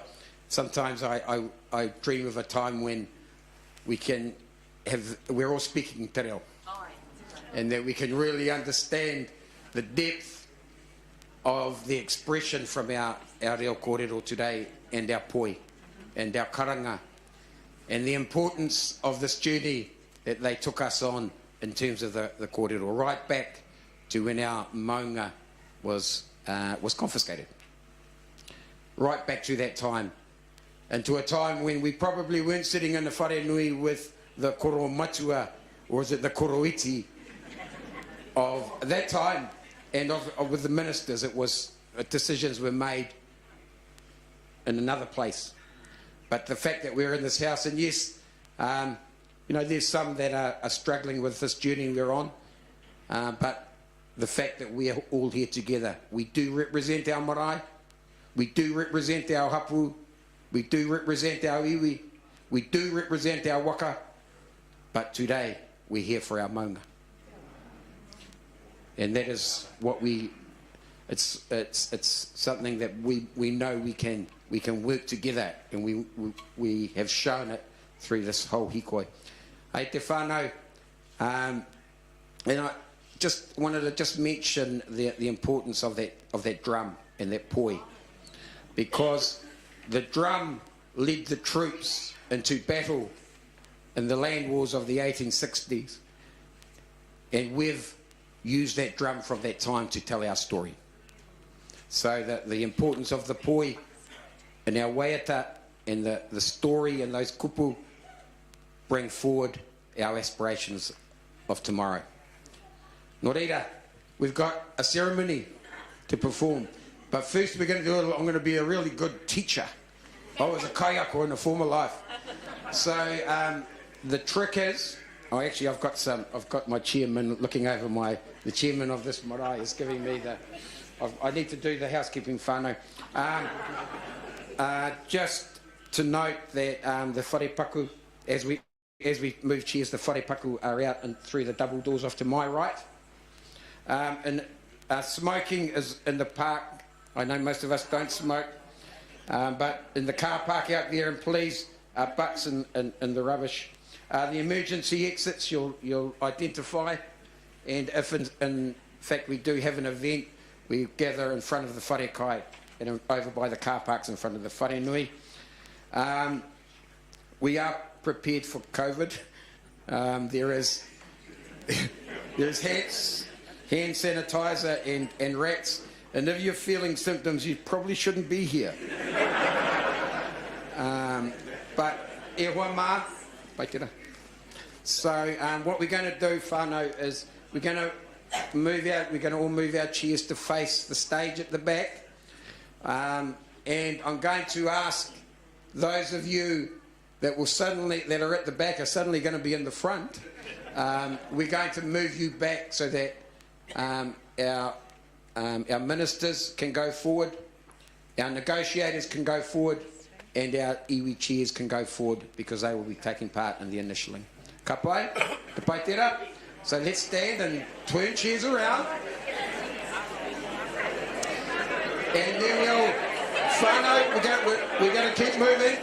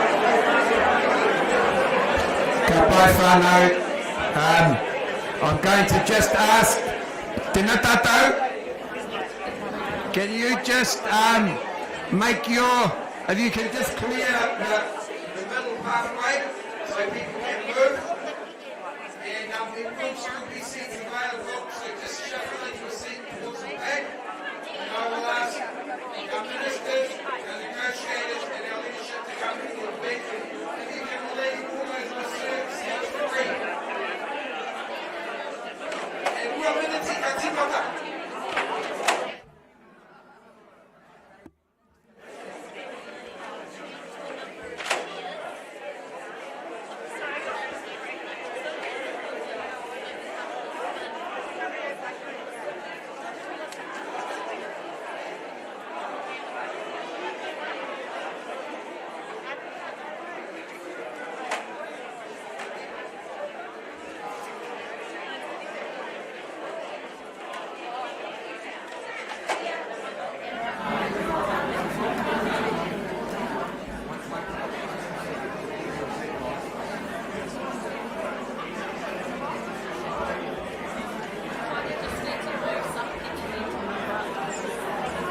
Whānau, if you can just clear the middle passageway so people can move. Thank you.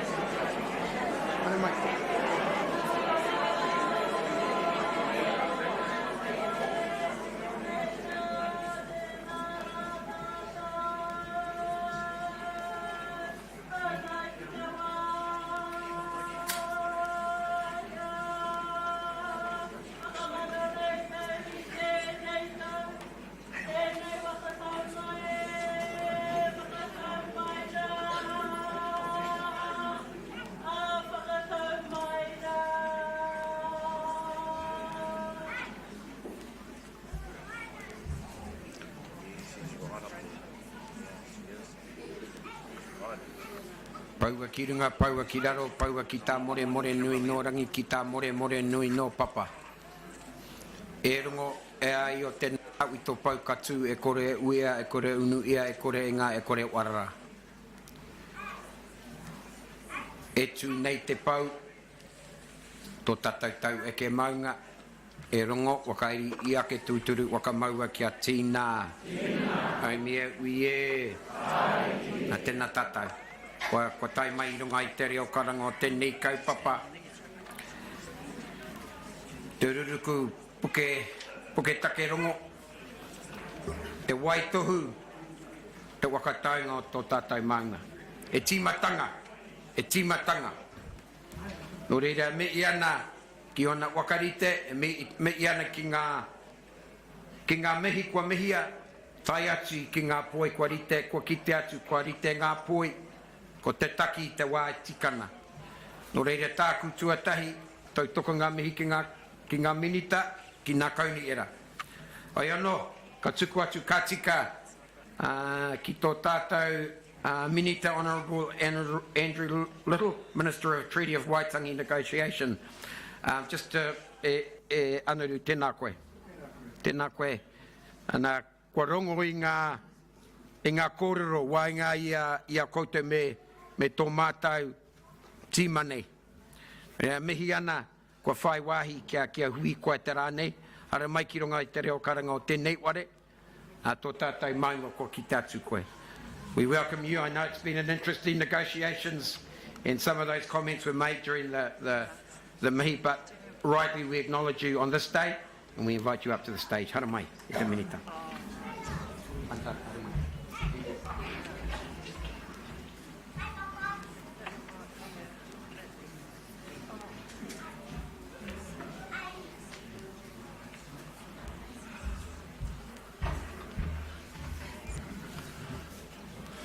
Tākari mai ana te ata, ki rongo o ngā kau mā rohi, korihi ana te manu kaupapa, ka awa tia, tihe mauri ora. E mihi ana ki a koutou, ko tau mai nei i rongo i te kāranga o te kaupapa o te rā, tēnā koutou, tēnā koutou, tēnā koutou katoa. E mihi ana ki te honga mate, haere atu rā. Ki a tātou te honga ora, tēnā tātou. Kia whakamana wātia ngā mana o e nei whenua e tu ahuru nei, tēnei au o tēnā mātou te kāwanatanga e mihi nei ki te kaupapa o te wā, koutou ngā uri o ngā iwi o Taranaki, tēnā koutou, tēnā tātou katoa. Can I begin by just expressing my incredible thanks for your very generous and warm welcome today, and I listened and understood what I could with the help I had of the kōrero this morning, and I heard a number of things, and I heard about the 1978 legislation and the long history of Taranaki Iwi seeking justice and challenging the injustice that so much of the Crown's actions in this rohe represent. Thank you for that expression and for bringing that to light today. It is genuinely an honour and a privilege to be here at Aotearoa Marae to mark what we all know is a very significant occasion for you all and for all people of Taranaki, and to do so alongside my colleague, the Honourable Willow Jean Prime, Minister of Conservation, and quite a few parliamentary colleagues as well. I'm afraid to name everybody in case I forget some, but I want to particularly acknowledge the Speaker of the House of Representatives and MP for Te Hauhauru, the Right Honourable Adrian Rurafi, local MPs Glenn Bennett from New Plymouth, Steph Lewis, the MP for Whanganui, could not be here, but I acknowledge Angela Roberts, Sarai Piki Mason, Barbara Kuriga, the MP for Taranaki King Country, and Haere Te Hipango, who's based in Whanganui. I also acknowledge two MPs that have travelled some distance to be here, such as the power of the Maunga, so Ingrid Leary from Dunedin, and Joseph Mooney from Southland, who are here. So to all my parliamentary colleagues, tēnā koutou. As many of you will know, I have a personal connection to here. I grew up in New Plymouth. I'd like to think I know the Maunga and this region, and I don't need much persuasion at any time to come back here. But this is a great reason to be here as Minister of Treaty of Waitangi negotiations, but actually just as a son of this region and for me personally. In June 2017, I was in attendance when the Crown signed Te kawa ngata o rongo, the deed of reconciliation at Parihaka, and as those of you who were there will know that that was an occasion that is impossible to forget. And I acknowledge my predecessor, the Honourable Christopher Finlayson, KC, for the work he did then and in all his time holding this portfolio. In October last year, I travelled to Te Upuku o Te Whenua Marae to read the Crown Apology to Ngāti Maru, where I handed back land titles to rangatahi who whakapapa to those areas. As you know, the 2021 settlement with Ngāti Maru was the last of the 8 comprehensive treaty settlements with Ngā Iwi or Taranaki. It was preceded by Taranaki Iwi in 2015, Te Atiawa and Ngā Ruahine in 2014, Ngāti Mutanga in 2005, Ngā Rauru Kiitahi in 2003, Ngāti Tama in November 2001, and Ngāti Ruanui in March 2001. And today we come together to initial the final historical Treaty of Waitangi redress deed for the Taranaki region. Te Ruruku Pūtakerongo, the collective redress deed for Taranaki Maunga. And I want to make it clear when I talk about the final redress deed, it sounds like we're ending something. And as I know with all of those redress agreements we have reached, and with the collective redress deed for Taranaki Maunga, it's not the end of something, it is the beginning of a new chapter, of a new way forward, a way forward in partnership and with the respect that has long been denied Ngā Iwi or Taranaki. Today is an important milestone on the path to reconciliation between the Crown and tangata whenua of Taranaki, and it is a historic moment in the history of all Aotearoa New Zealand. As we approach the end of the treaty settlement process in Taranaki, it's appropriate to acknowledge that this moment has been generations in the making.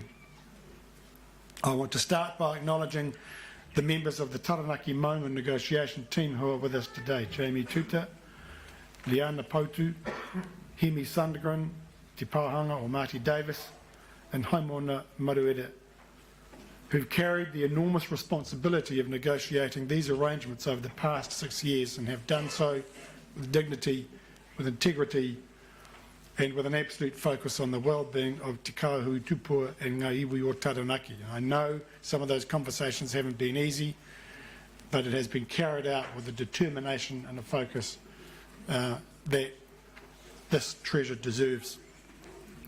I want to particularly remember Tihi and Daisy Noble, who was the lead negotiator for Ngā Ruahine Treaty Settlement, the Ngā Ruahine Fishery Settlement, and was part of the negotiating team for the deed that we're about to initial today. It seems fitting that we are here at the very marae where Daisy's tangihanga began just over 2 years ago. Daisy's contribution was significant, and her leadership was characterised by her warmth, mana, determination and intelligence. And I remember when I was here, I was in Hāwara a couple of elections ago, and I was speaking, and she came up to me at the meeting. She wanted to sort of test me out about what I really understood and who I was and what my commitments were. And I just remember, I still remember to this day, the great kōrero that we had and the great sharing that we had, and the respect that she commanded. I acknowledge also the late Pare Hayward, who I saw just a short time ago at Te Upuku o Te Whenua, when she read out the tupuna names as the land titles were returned.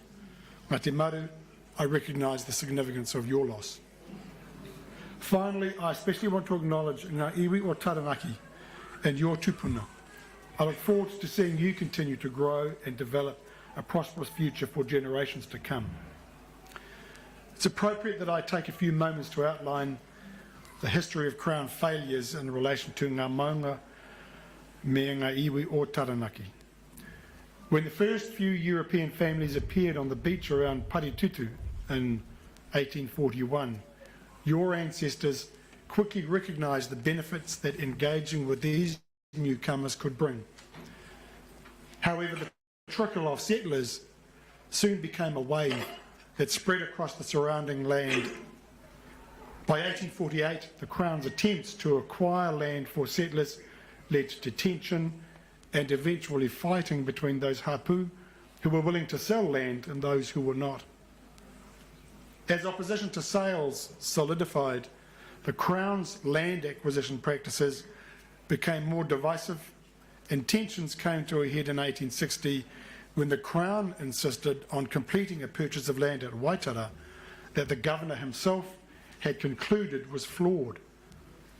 When Wiremu Kingi Te Rangitaki refused to vacate the block, the Crown fired the first shots in a war that lasted a year, that ended with an uneasy peace, and then resumed when the Crown sent troops across the Māori-owned land near Tataraimaka in 1863. During the fighting that followed, Taranaki Maunga and the surrounding ranges often provided sanctuary from the Crown soldiers. And in 1865, the Crown committed one of the most grievous treaty breaches in this country's history when it confiscated 1.2 million acres of Taranaki land, including the Maunga, and did that to punish those who had taken up arms to protect their lands. And following that confiscation, the Crown promised to return some of the land to Māori, but did not uphold those promises, and instead proclaimed the mountains a forest reserve and later a national park. The Crown established management regimes over the national park which banned practices that the tangata whenua of Taranaki had carried out for centuries, including resource gathering and the interment of their dead. Pests were introduced which decimated the mountain's forest and silenced its birds. The Crown's acts and omissions that breached the treaty have caused immeasurable harm over many decades to Ngā Iwi o Taranaki and to your tupuna. The relationship between Ngā Iwi o Taranaki and the Crown has been characterised by grave Crown failures from almost the very beginning. The Crown not only failed to recognise the rangatiratanga of the hapu and iwi of Taranaki, but treated it with disdain. When we come to sign Te Ruruku Pūtakerongo, I will deliver the Crown's apology for its breaches of the treaty to Ngā Uri o Taranaki. Me te tātu o ngā whakaro ki ngā ahuatanga o te hinangaro, me te ngā wari ake i te ahanga ki nai anei, ko tū nei tū tūranga ki rongo i ngā pakahiwi o te ao kōhatu. Despite the Crown's breaches of the treaty, Ngā Iwi o Taranaki have preserved cultural practices and ceremonies related to Ngā Maunga, and in more recent times begun to revitalise those practices and restore others that have been lost. The redress contained in this deed is designed to assist that process of revitalisation. Ngā Iwi o Taranaki have said that they want these arrangements to promote and protect the health and well-being of Ngā Maunga and their status as tupuna, and recognise and provide for the mana o Ngā Uri o Taranaki and your relationship with Ngā Maunga. The name Egmont was bestowed on the mountain by Captain James Cook as he sailed past Taranaki in January 1770. Neither he nor the second Earl of Egmont, from which Egmont comes, ever set foot in Taranaki. And when the Taranaki Māori Trust Board asked for the name Taranaki to be restored nearly 50 years ago, they were accused of racism. So Egmont National Park will be renamed Te Papakura o Taranaki, meaning the highly regarded and treasured lands of Taranaki. Taranaki Maunga will be the official name for the highest mountain. And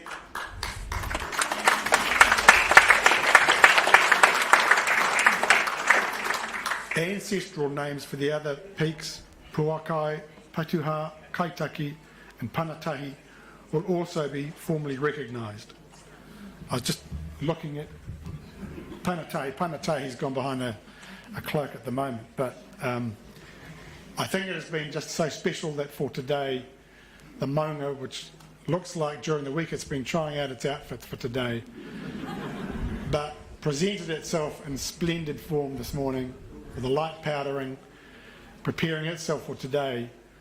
And it was great as we drove down here that even Ruapihu, its whanaunga, slightly hazy in the distance, was showing its presence too.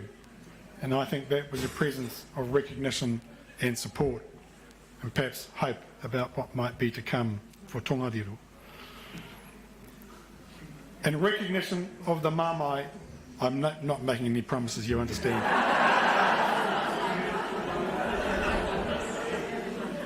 I know that Te Wharatua is here. They will be constructive discussions. In recognition of the Māmai surrounding the 1978 Mount Egmont Vesting Act, under which the mountain was vested in the Taranaki Māori Trust Board and then gifted back to the Crown, that act will be repealed and a new legal framework established for the mountains. The national park, including Taranaki Maunga and the surrounding peaks, will be vested in a legal person named Te Kahu Tupua, which means the collective of ancestors. It will have all the rights, powers, duties and responsibilities of a legal person, similar to what has been done before with Whanganui River and Te Urewera. As has been the case with those previous examples, a representative entity will be established to act as the human face and voice of Te Kahui Tupua, which remember is the mountain, the national park and the other peaks. This representative entity will be named Te Tupuni Kokorangi. In the spirit of partnership, both the Crown and Ngā Iwi o Taranaki will appoint 4 members each to Te Tupuni Kokorangi, all of whom must act in the best interests of the Maunga. And this is appropriate, because the responsibility to care for this most special place rests with both treaty partners. The 8th Iwi of Taranaki will also have a new collective body to act on behalf of all Iwi. And that body will be named Te Tupuni Ngārahu.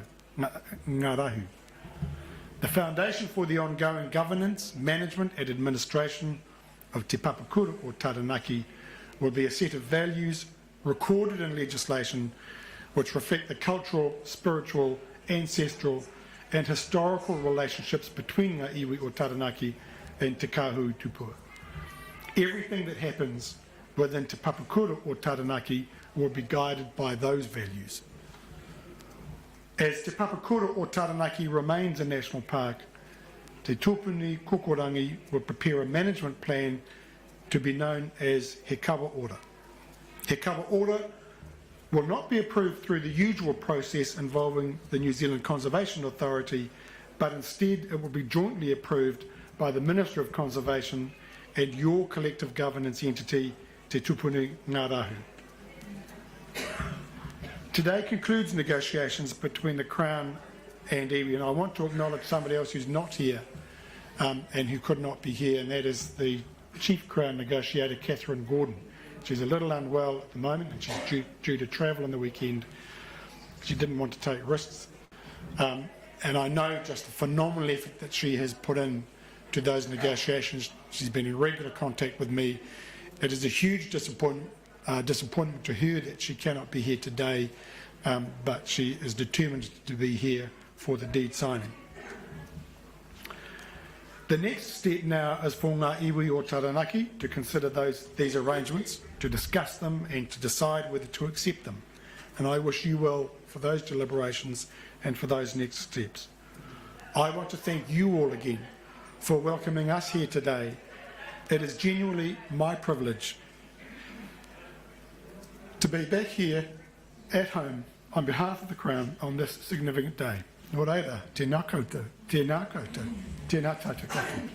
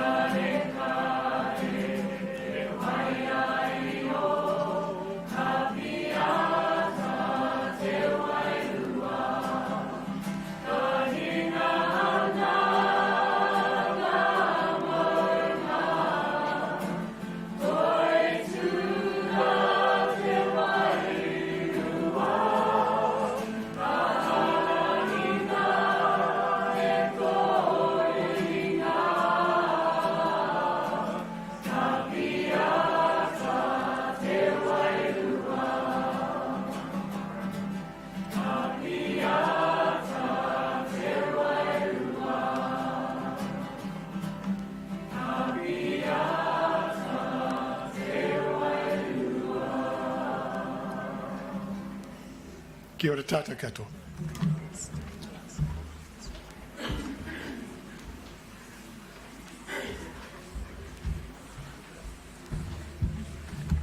Tēnā tātai, tēnā koe, te minita I anaru. It's good to hear some of the detail that I'm sure Jamie will speak to more in detail, and have something that may have some appetite for our whānau as we go through the next stages. Ka pai hoki tō kapahaka. It's a bit early to talk about matatini, of course. But you knew it was going to come at some point.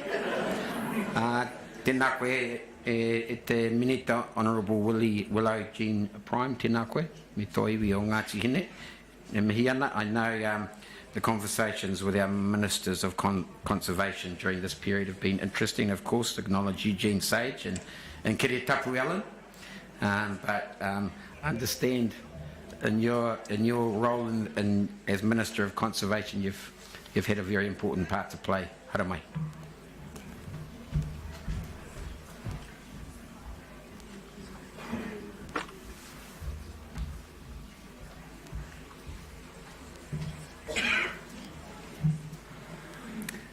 Tēnā tātou katoa, e tū whakaiti ana tēnei kei mua I tō koutou aroaro I tēnei rā.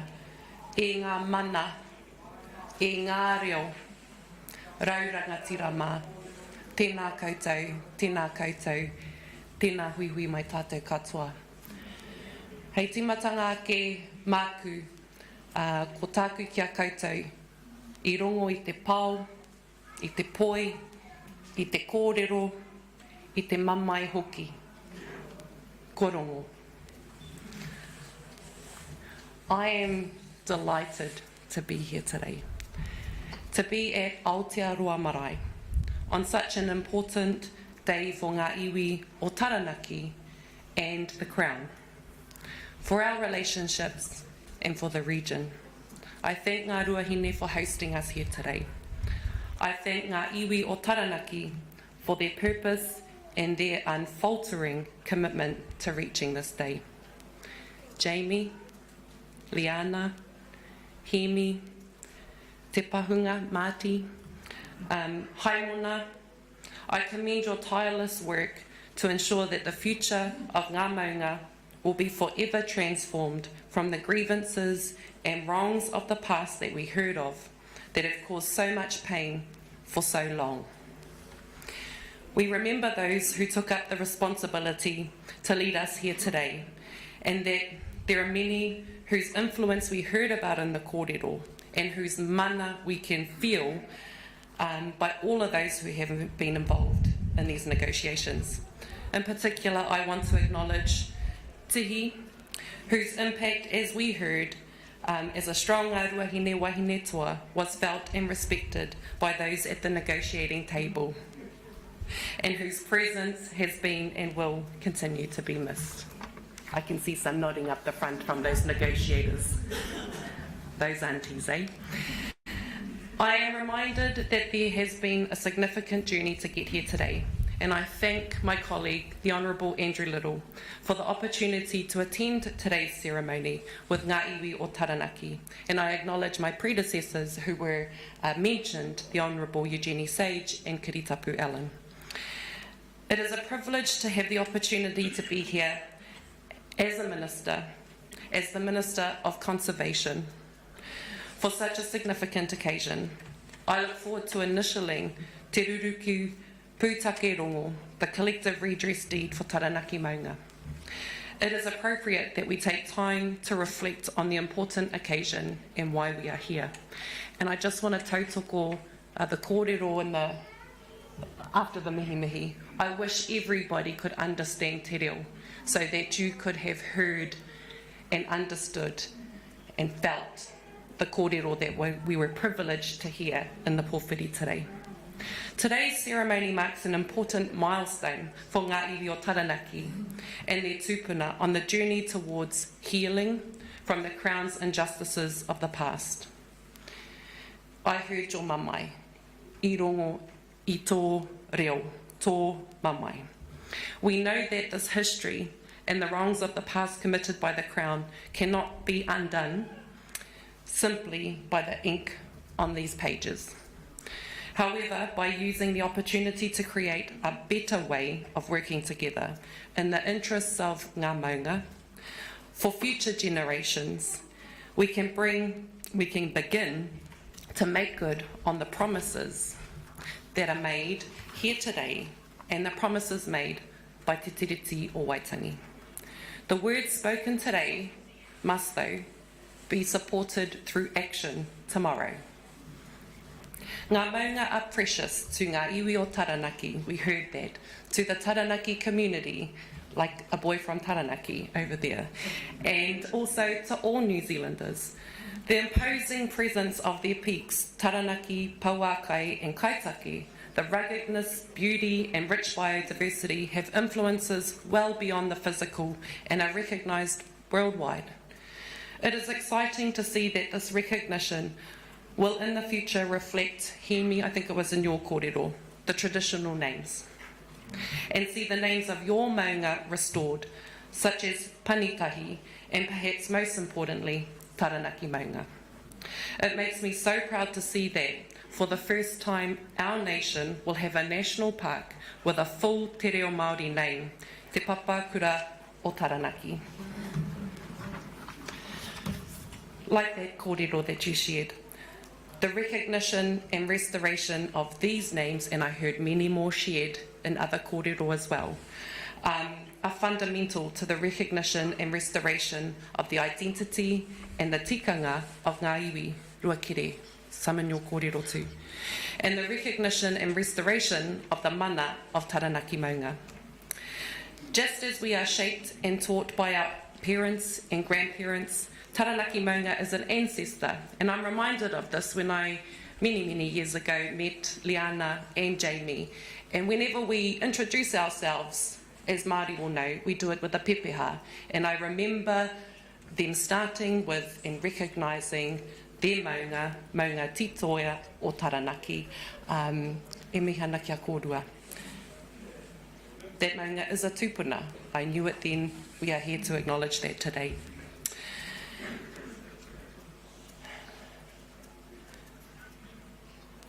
We want to thank the people of Ngā Iwi and of Taranaki for sharing with us cultural, spiritual and metaphysical values that enrich our understanding of and respect for the environment and our place within it. There are already exciting projects, which I heard about on my way out here as well, that are being led by Ngā Iwi, that in accordance with their tikanga and enabling the exercise of kaitiakitanga over the many sacred places of Ngā Maunga, show that the arrangements and commitments found in Te Ruruku Pūtakerongo are going to succeed. In your generosity, in your ngā kaunui, and despite your treatment, the iwi of Taranaki have sought to ensure that the restoration of Taranaki Maunga benefits us all and ensures that Papa Tuanuku and Tangaroa thrives. This includes programs to control pests, foster indigenous plants and animals, promote mātauranga Māori, and to improve scientific understanding of the environment. These are examples of the benefits that come from strong partnerships between Te Papatawhai and iwi and hapu and other parties. These are the benefits that I hope to see grow exponentially in the years to come on the back of the redress arrangements in Te Ruruku Pūtakerongo. And I know, and I am confident, and I am assured, Te Papatawhai will be there to support the new arrangements to ensure their success. And so I think the question in the kōrero on the taumata was, is it a whakamutunga, is it a timatanga? Mā koe ki atu he timatanga hau. As we have seen, despite the decisions that have been made in the past by the Crown, the barriers that were designed to keep Ngā Iwi out have never been able to break the spirit of Ngā Iwi o Taranaki. Tēnā koutou, ngā kaimau poi, I tēnei rā. Ngā Iwi o Taranaki have never allowed the Crown's actions to separate them from their tupuna maunga. Not only have Ngā Iwi preserved their tikanga and their ceremonies related to the maunga, but they are strengthening those practices and revitalising others that have been lost. I'm pleased that the redress will be able to support you to continue to grow those connections, stimulate cultural revitalisation, and provide opportunities that the Crown has controlled for so long.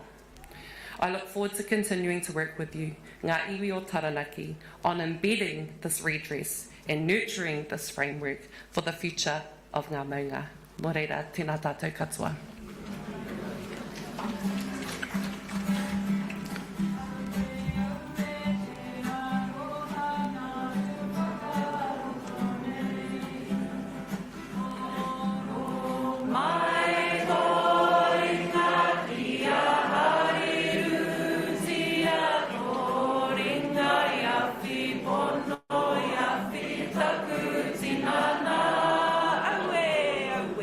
Aue, aue, te avoha.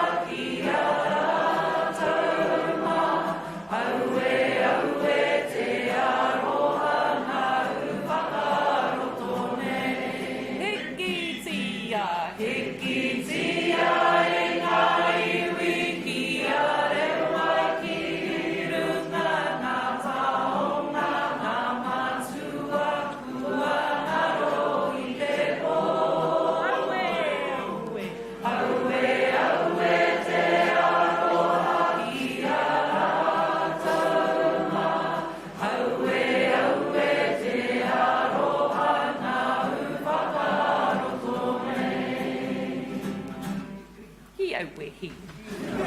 Tēnā koe.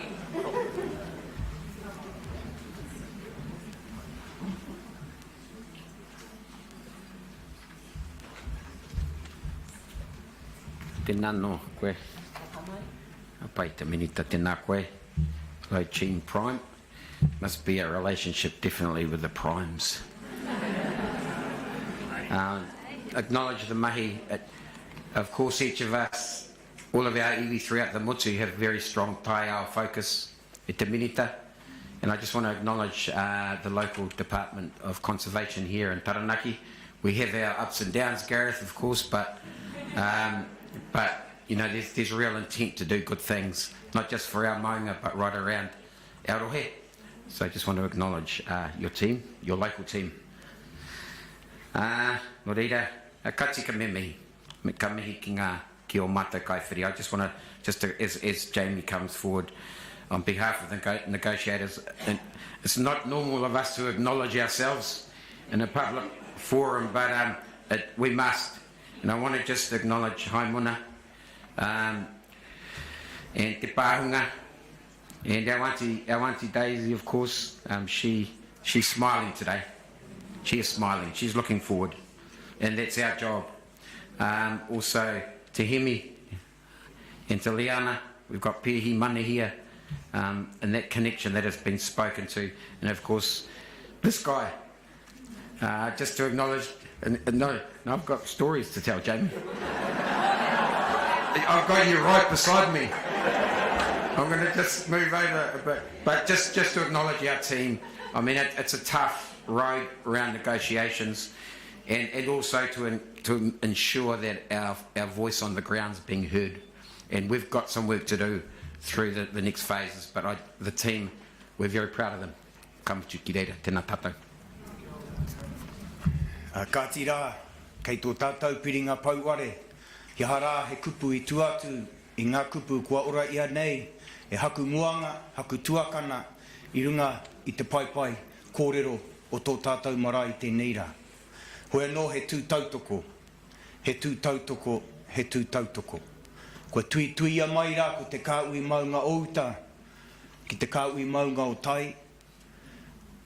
Anā, kua kotahi nei, I runga I te whakaaro nui, ki te kāhui tupua e tūnei. Anō reira, kei ngā mana o nui tīrini, ka pai tērā whakaua. Hara mai, ki te mana o te whenua Aotearoa nei. Hoi anō, anaru, Willow Jean koutou, kua hoa, noroto ana mai rai te paremata, me o ringaringa me o waiwai, tēnā koutou, kei Ngā Iwi tēnā tātou katoa. Kia ora tātou. Beautiful to hear our kōrero this morning. He kite ngā kanohi, he tuku ngā roimata. He hoki ngā mahara. Ka pai. So ministers, welcome. Andrew, Willow Jean, tō tātou kai kōrero te ware, kei te tuakana Adrian, hara mai raro. And members of Parliament, I won't name you all, kei ware tētehi. Engari me mihi ange hau ki taku tuahine e Debbie, a tana mokopuna I wānau mai, kei te hohi pera I tēnei wā. Nō reira kia piki te ora, te kaha me te māramatanga, ki tō tātou mokopuna I tēnei rā. I acknowledge our mayors, our koro matua. I don't know if you heard what was being spoken about you. Ko tahi te koro matua o tēnei takiwā. There is only but one, and we can see him through the window here. Hoi anō e mihi ana kia koutou, and I acknowledge all of you for your support of Ngā Iwi o Taranaki. And many of our other invited guests who have gathered here today. And we also acknowledge our whānau that can't be here today. Many watching online, and of course those that shine down upon us this afternoon. I want to pay a special tribute to my whaine tihi, you know, we were introduced to the mita of Ngā Ruaine. He rere te rā mita ki tō te mita o te ati awa nui tonu. One of the joys as a negotiation team of having paake, like Tihi, like my matua he te paunga. It's wonderful and beautiful that they would get up at 3 a.m. in the morning to make their way to Wellington to join us and to be there to support us younger ones. Nō reira, te paunga. Hey. So as we prepare to initial Te Ruruku Pūtakerongo, I want to reflect on the many generations of Taranaki uri who have sought justice for our maunga, for our tupuna, and for our people. The sense of loss, the frustration, the anger, the disappointment, the despair, the sometimes hopelessness and helplessness experienced over multiple generations. So at Te Iwi today, we remember their struggle, their fight, their tenacity, their fortitude, their humility, he iwi wakaiti, ho tātou taueke, and their aroa, their generosity, their aroha. I reflect on the experience that they had, those that sat at the trust board table over many generations to advance the many kaupapa, the many take, including our taueke maunga. Ka mihi ki ho tātou rangatira, tō tātou rangatira pē imana. E iri nei ki mua i a tātou.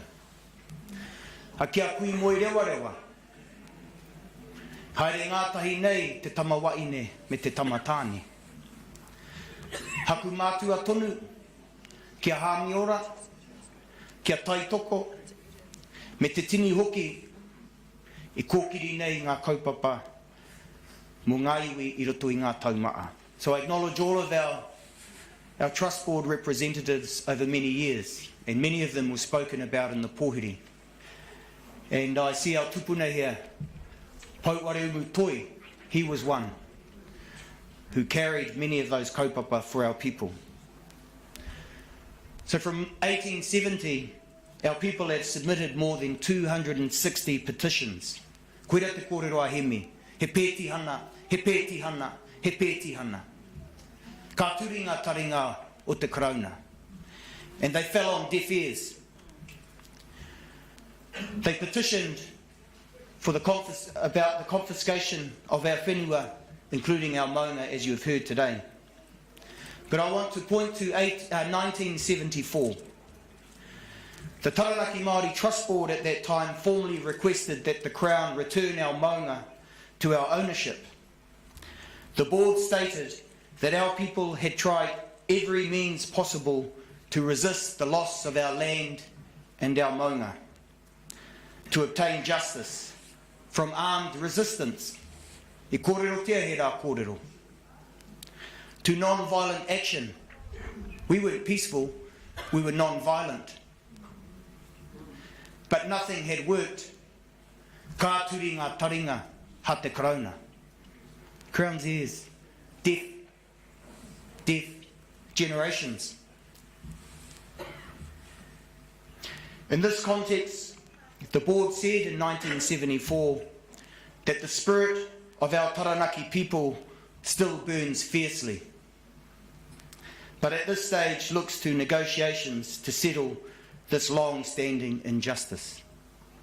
Nō reira I tīmata he nei wiringa I te rātau. So these negotiations started well before our time. The 1970s held the promise of opportunity for our people. However, while some gains were made, unfortunately what resulted was more mamai. Those advancing our kaupapa on our behalf were vilified. Vilified by Tauiwi and vilified by our very own. for seeking justice.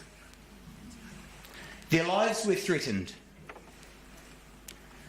Our first speaker, ko te mukapuna tō tātou kuia moe rewa rewa.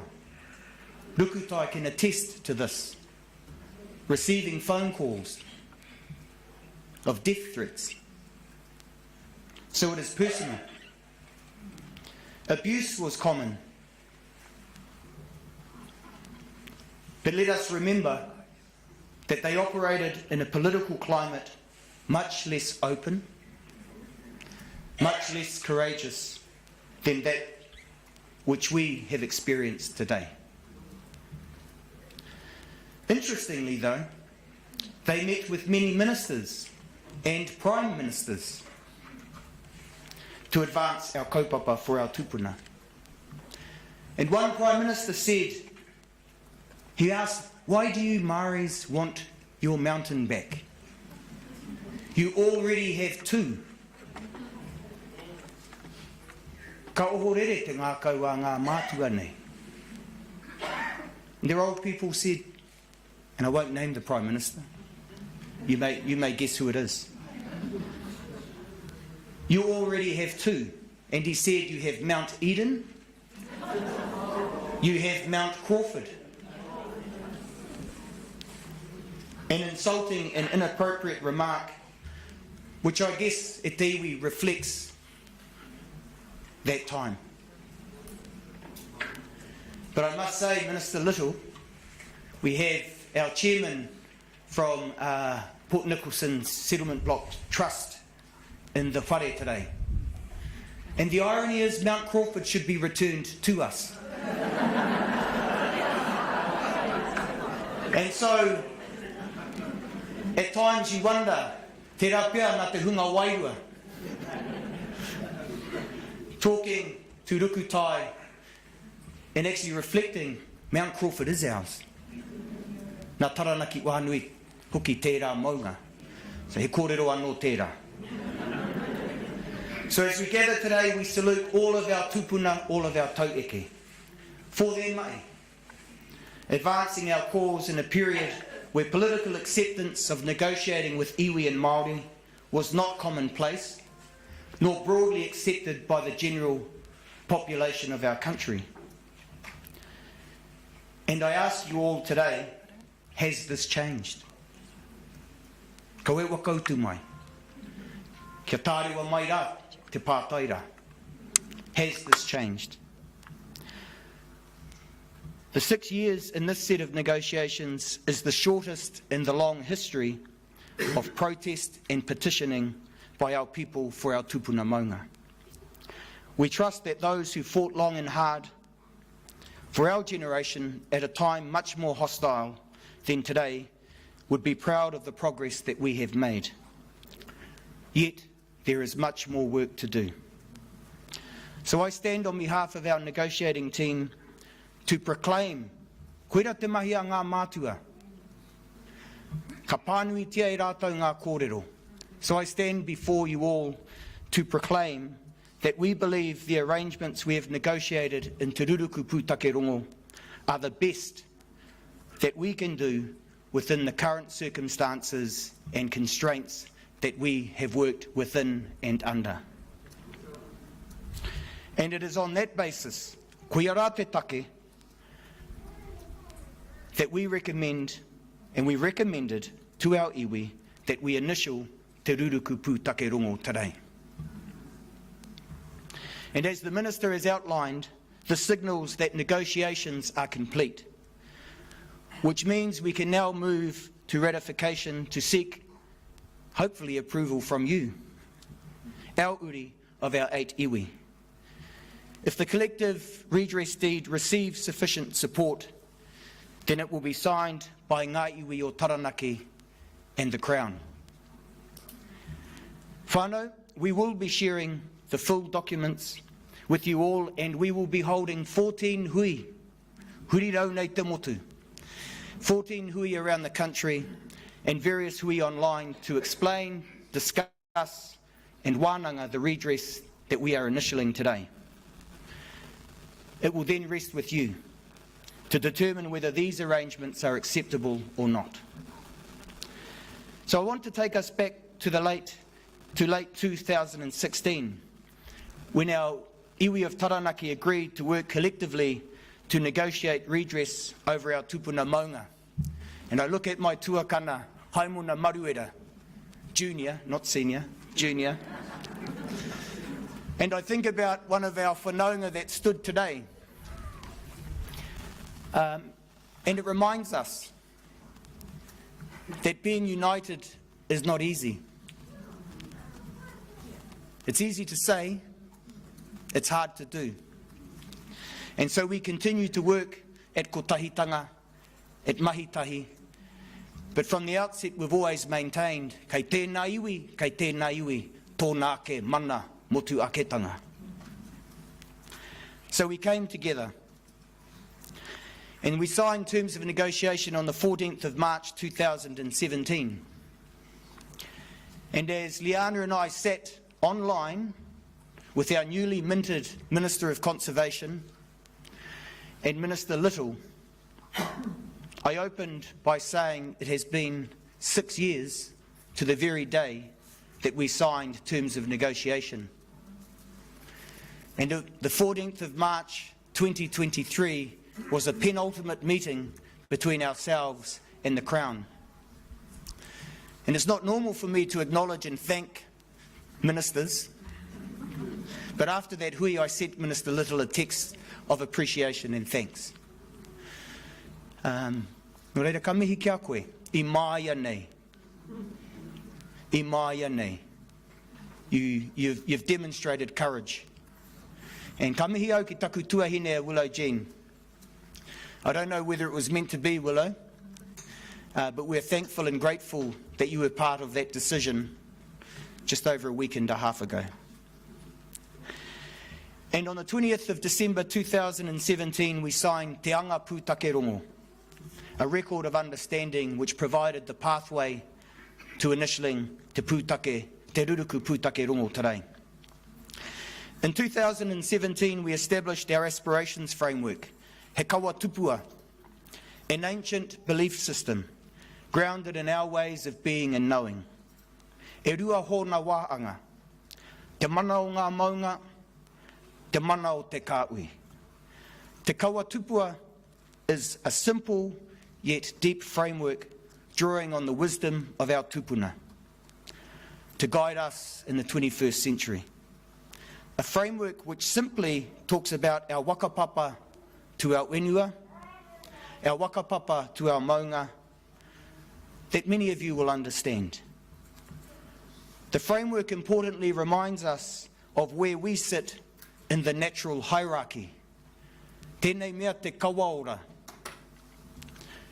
Where we sit in the natural hierarchy. These arrangements contained in Te Ruruku Pūtakerongo are first and foremost about our tupuna maunga, ensuring we create a framework that acknowledges them and provides for their health and well-being as tupuna. And secondly at Te Iwi, recognises our relationship and our responsibility as uri, as mokopuna, and seeks to provide their mokopuna with the opportunity to care and love our ancestors. Such a wonderful responsibility to care for one's grandparents. A beautiful responsibility. Te tuku I te aroha ki ho tātou tupuna maunga.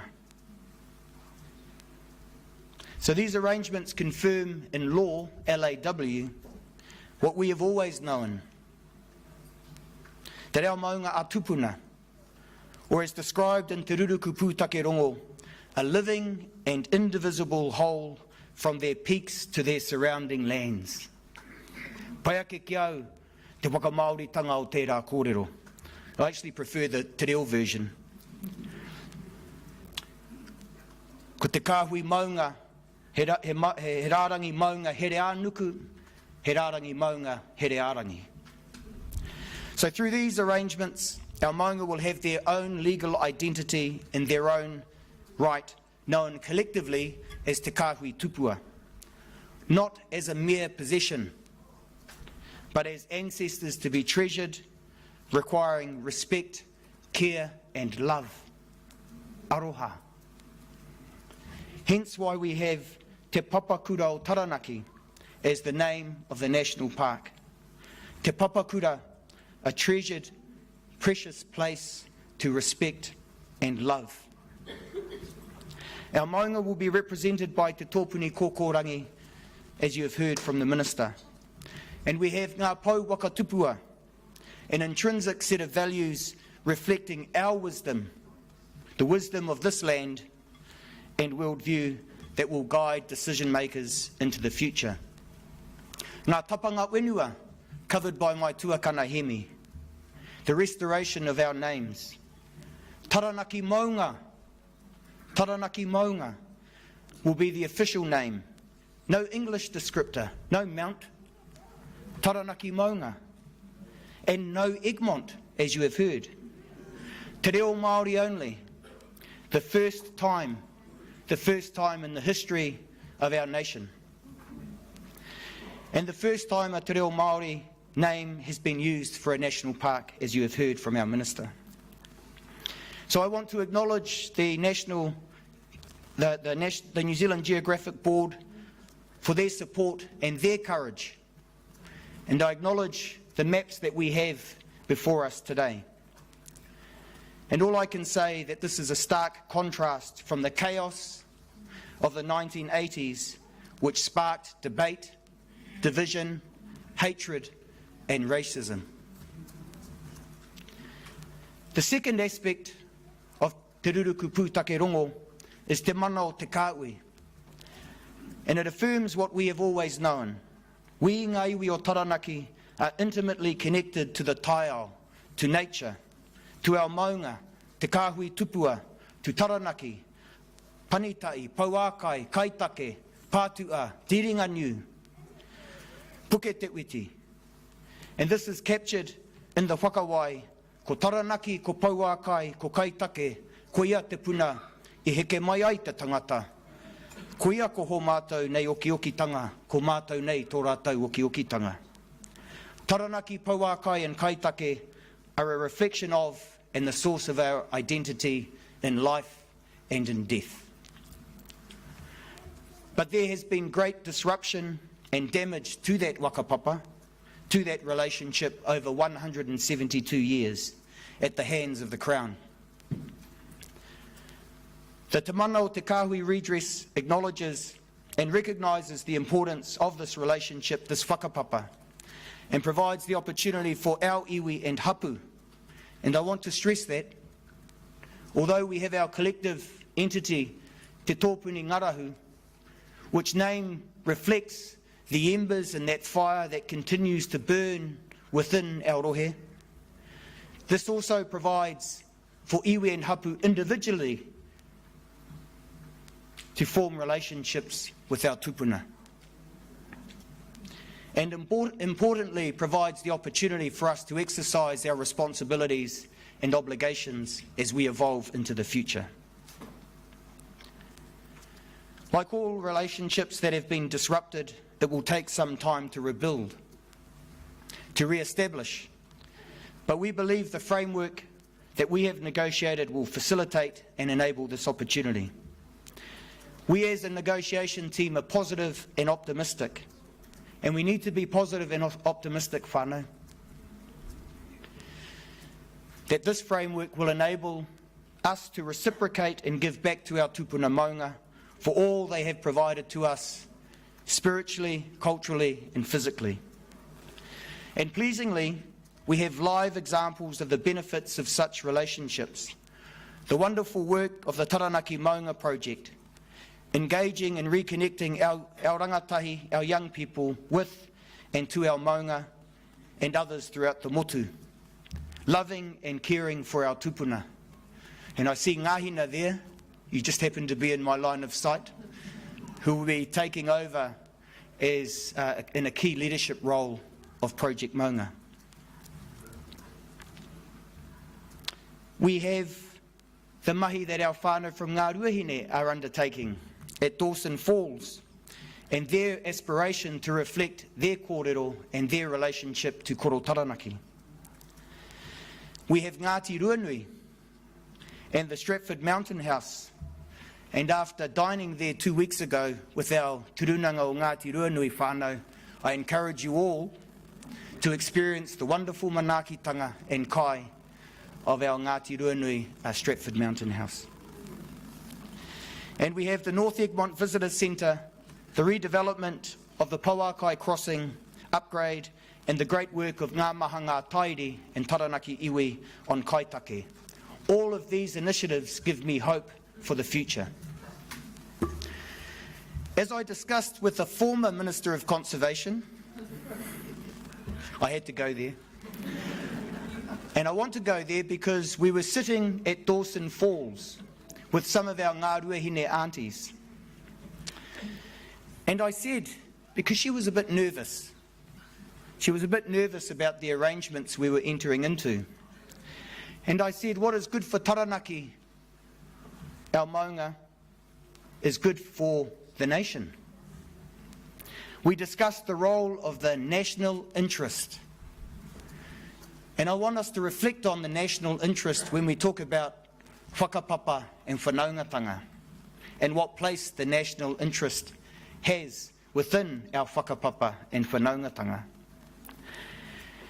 And we also talked about the existing conservation arrangements. And what it did is it confirmed to me that we were coming from totally different worldviews. And I can reflect that everything that has ever gone wrong between Taranaki Iwi and the Crown since 1840 is a result of a clash of ideology. Mostly a clash of Western ideology over Māori value systems. But what we are happy with in these arrangements, Minister, is that we are bringing to life our Māori value systems, our reo, our voice, and our worldview. Koe anō ka mihi ki tērā minita o mua a Eugenie, he pai aia, he kaha ki te toe, I runga I tōna aroha ki te taiao. Another important part of the arrangements is the historical account and the Crown acknowledgements and apology for Crown actions against our tupuna maunga which did not form part of our individual comprehensive settlements. So through Te Ruruku Pūtakerongo, we will see and hear for the first time a formal Crown response to the decades of mamai, our tupuna maunga, and we as uri mokopuna have experienced and had to bear at the hands of the Crown. So as we initial Te Ruruku Pūtakerongo tarei, kei ngā uri o Taranaki, kei ho koutou ringaringa, kei ho koutou ngākau, te tikanga mo hēnei mai, kōti nei I a mātou, te wiri I roto I ngā tau e ono. Our job is done. It is now in your hands, in the hands of our uri, our iwi of Taranaki. But what hardens us is that during this process we have had the support of you, of our civic leaders, of our broader Taranaki community and many throughout the nation. And long may that last. Long may that continue. And I just want us to remember that treaty settlements are not only about righting the wrongs of the past, but they are actually about change. They're about change, and it's got to be positive change that should be embraced and celebrated by all New Zealanders. So today is important not only for our maunga and our relationship as iwi to them, but it is important for our nation. This is actually about nation building. Arrangements that speak to and reflect the Aotearoa New Zealand, not of the future, but of the now. Te Ruruku Pūtakerongo is about shifting how we view nature, how we relate to nature, challenging the existing systems, mindsets, bias and structures so that we may question their relevance. It is very much about our place as iwi, our mana as iwi, our future as iwi. And when I spoke at the signing of Te Ruruku Pūtakerongo in December 2017, I said that we collectively are committed to developing new models which reflect our current and future circumstances. And I'm pleased to say, we can be proud to say that we have done that. We have had the opportunity to create an enduring legacy. Not a legacy for any individual in this room, but a legacy that speaks to the future of our nation and what we would like to see. I said we had the opportunity to imagine the possibilities, to look beyond our present and not be constrained by our current circumstances. I said we will design our future. So, Minister, we have gone some way to doing that. And at Te Iwi, with the support of our iwi through ratification, we can bring this beautiful, wonderful framework to life. Not only for this generation, but for the generations that follow. So finally, I want to acknowledge the Crown team, former Minister Christopher Finlayson, former Ministers of Conservation, Minister Sage, Minister Allen, Minister Little. It hasn't always been easy. I would go into a couple of the meetings we had, but we'll talk about that some other time. But my grandfather said, anything worthwhile is never easy. Yeah, nothing worthwhile is ever easy. And then I also want to acknowledge Catherine, the Crown Chief Negotiator, who unfortunately couldn't join us in person today. Nō reira, kei te tuahine Catherine, e mātakitaki ana, tēnei te mihi kia koe. And I don't know whether it's usual to acknowledge officials, but I actually want to take the time to acknowledge the dedicated team at Te Arawiti. Glenn, Minister, you have been well served by your officials. Ian Hicks, Hannah Morris, Vic, John Armstrong, and the many others that have supported these negotiations. Paul Beverley, Libby, e mihi ana kia kōrua, Paro Finlay. And of course the team from DOC. We started off with Timothy alongside Andrew. But Andrew, you frustrated the out of me. Andrew and Kayla. Hoi anō, me mihi ka tika kia koutou. I hāpai ake i ngā mai, I roto i ngā tau, e ono kua tahake nei. You know, we spent far too much time together. And you know, we had moments of frustration, moments of joy, tense conversations, disagreements. We also put negotiations on hold twice, didn't we, Minister?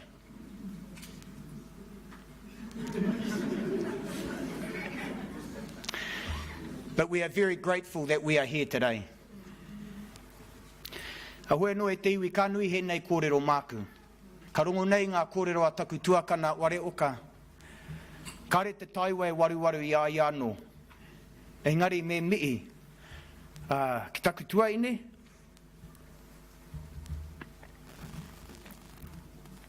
Te paunga. Emi. Aimona. Te I. Jamie Ferguson. Yeah. Maringa nui ko koutou.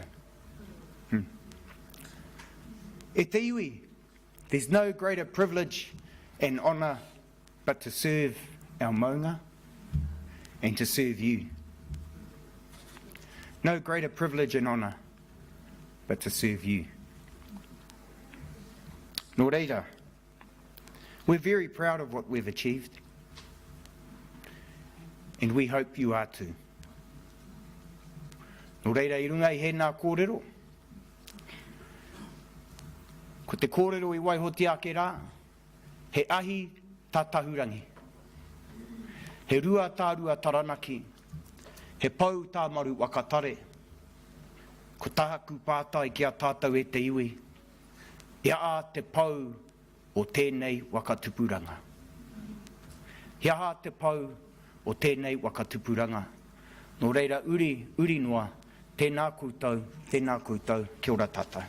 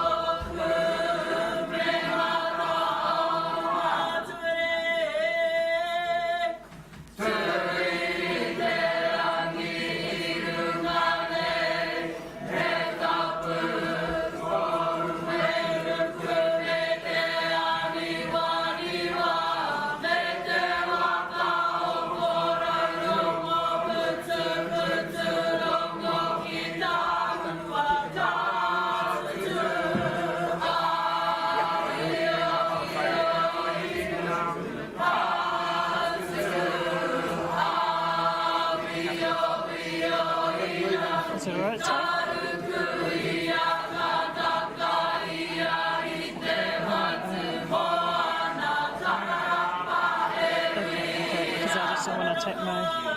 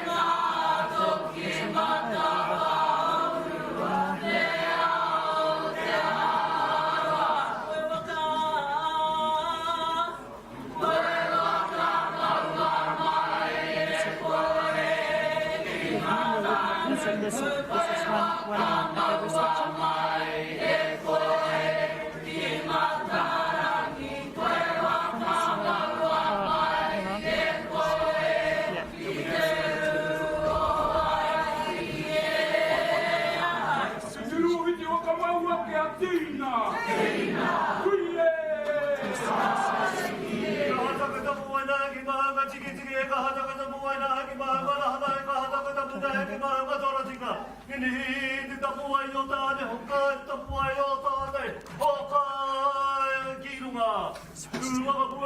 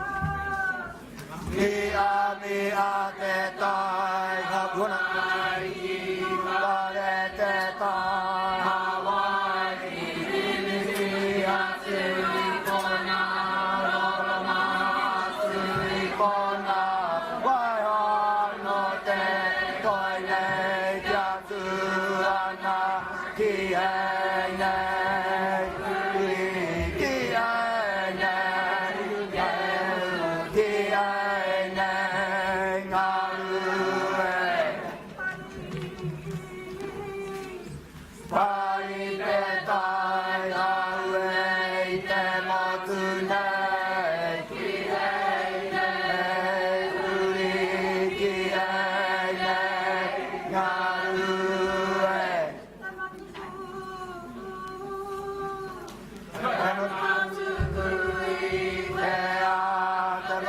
tuku I te motu nei Iki mai ko te matuku I te ao nei Ke mai ke au te aroa Te riri wai mai E runga wai mai E raro wai mai E utana E ke mai E kai tapiki mai Ko tai te tu Ko tai te riri Ko tai su nei Ke au nei Oi rā e kure mai He matuku aha, he matuku riri, he matuku aha, he matuku nuha, he matuku aha, he matuku tau, tia ki tawaro haki, kia wakana guna, whananga te horero, kia wakana guna, whananga te amarua, kia wakatika ia mai, kia tika, kia wakatonu ia mai, kia tonu, kia wakapono ia mai, kia pono, oe pono. Koto manawa, kotaku manawa, kotana manawa, kaurura.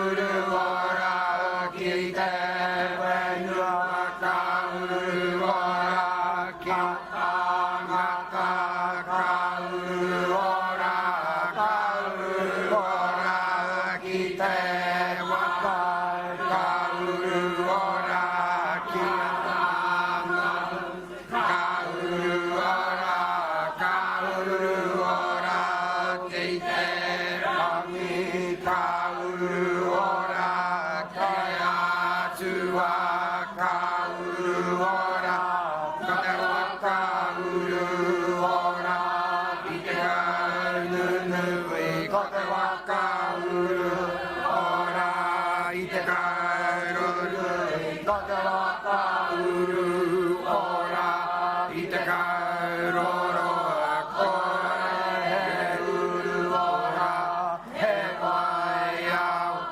he au marama. Tūturu o witi waka maua ke a tīna. Tīna! Uie!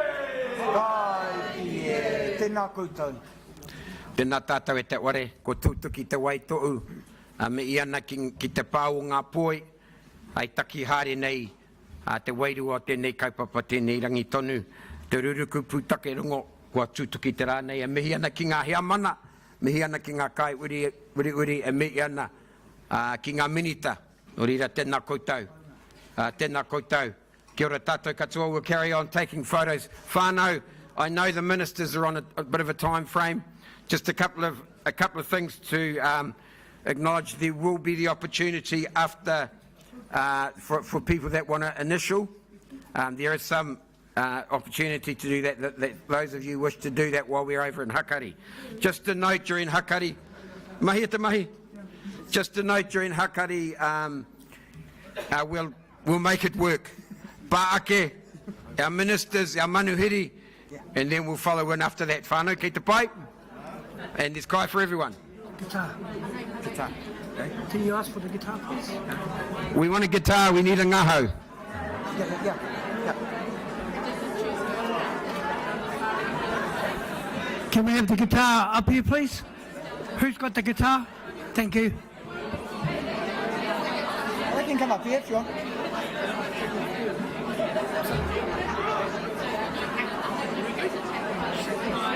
Let's go. Oh, no, it's heavy. Bit of a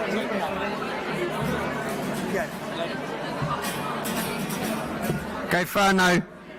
Haere tonu. Our dignitaries are going into the whare kai. And then down in the marquee, there are pizzas and really good takeaway kai.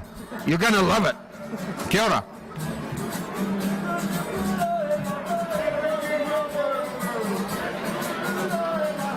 Wea te tātou, ko tātou tēnei. I roto Taranaki, I reira ne matakitaki o tuku tuku roi matae. Tuku tuku, tuku tuku roi matae. Oia te te ie, ngā wea tauri. O tina me wei kei ngā ronati kama a ngā taru e ke.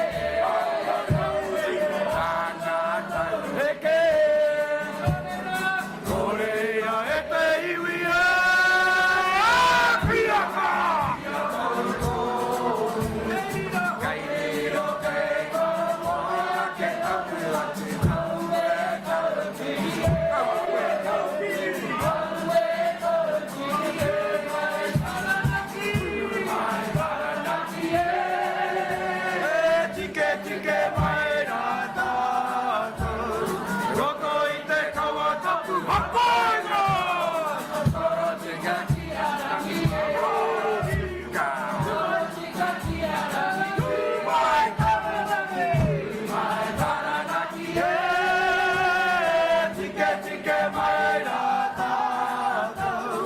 Roko i te kawa tapu hapainga kamana. Toro tika ki a rangi e tika. Toro tika ki a rangi e. Bye. I know. Nah, it was photos and then kite. Yeah, we got photos, huh?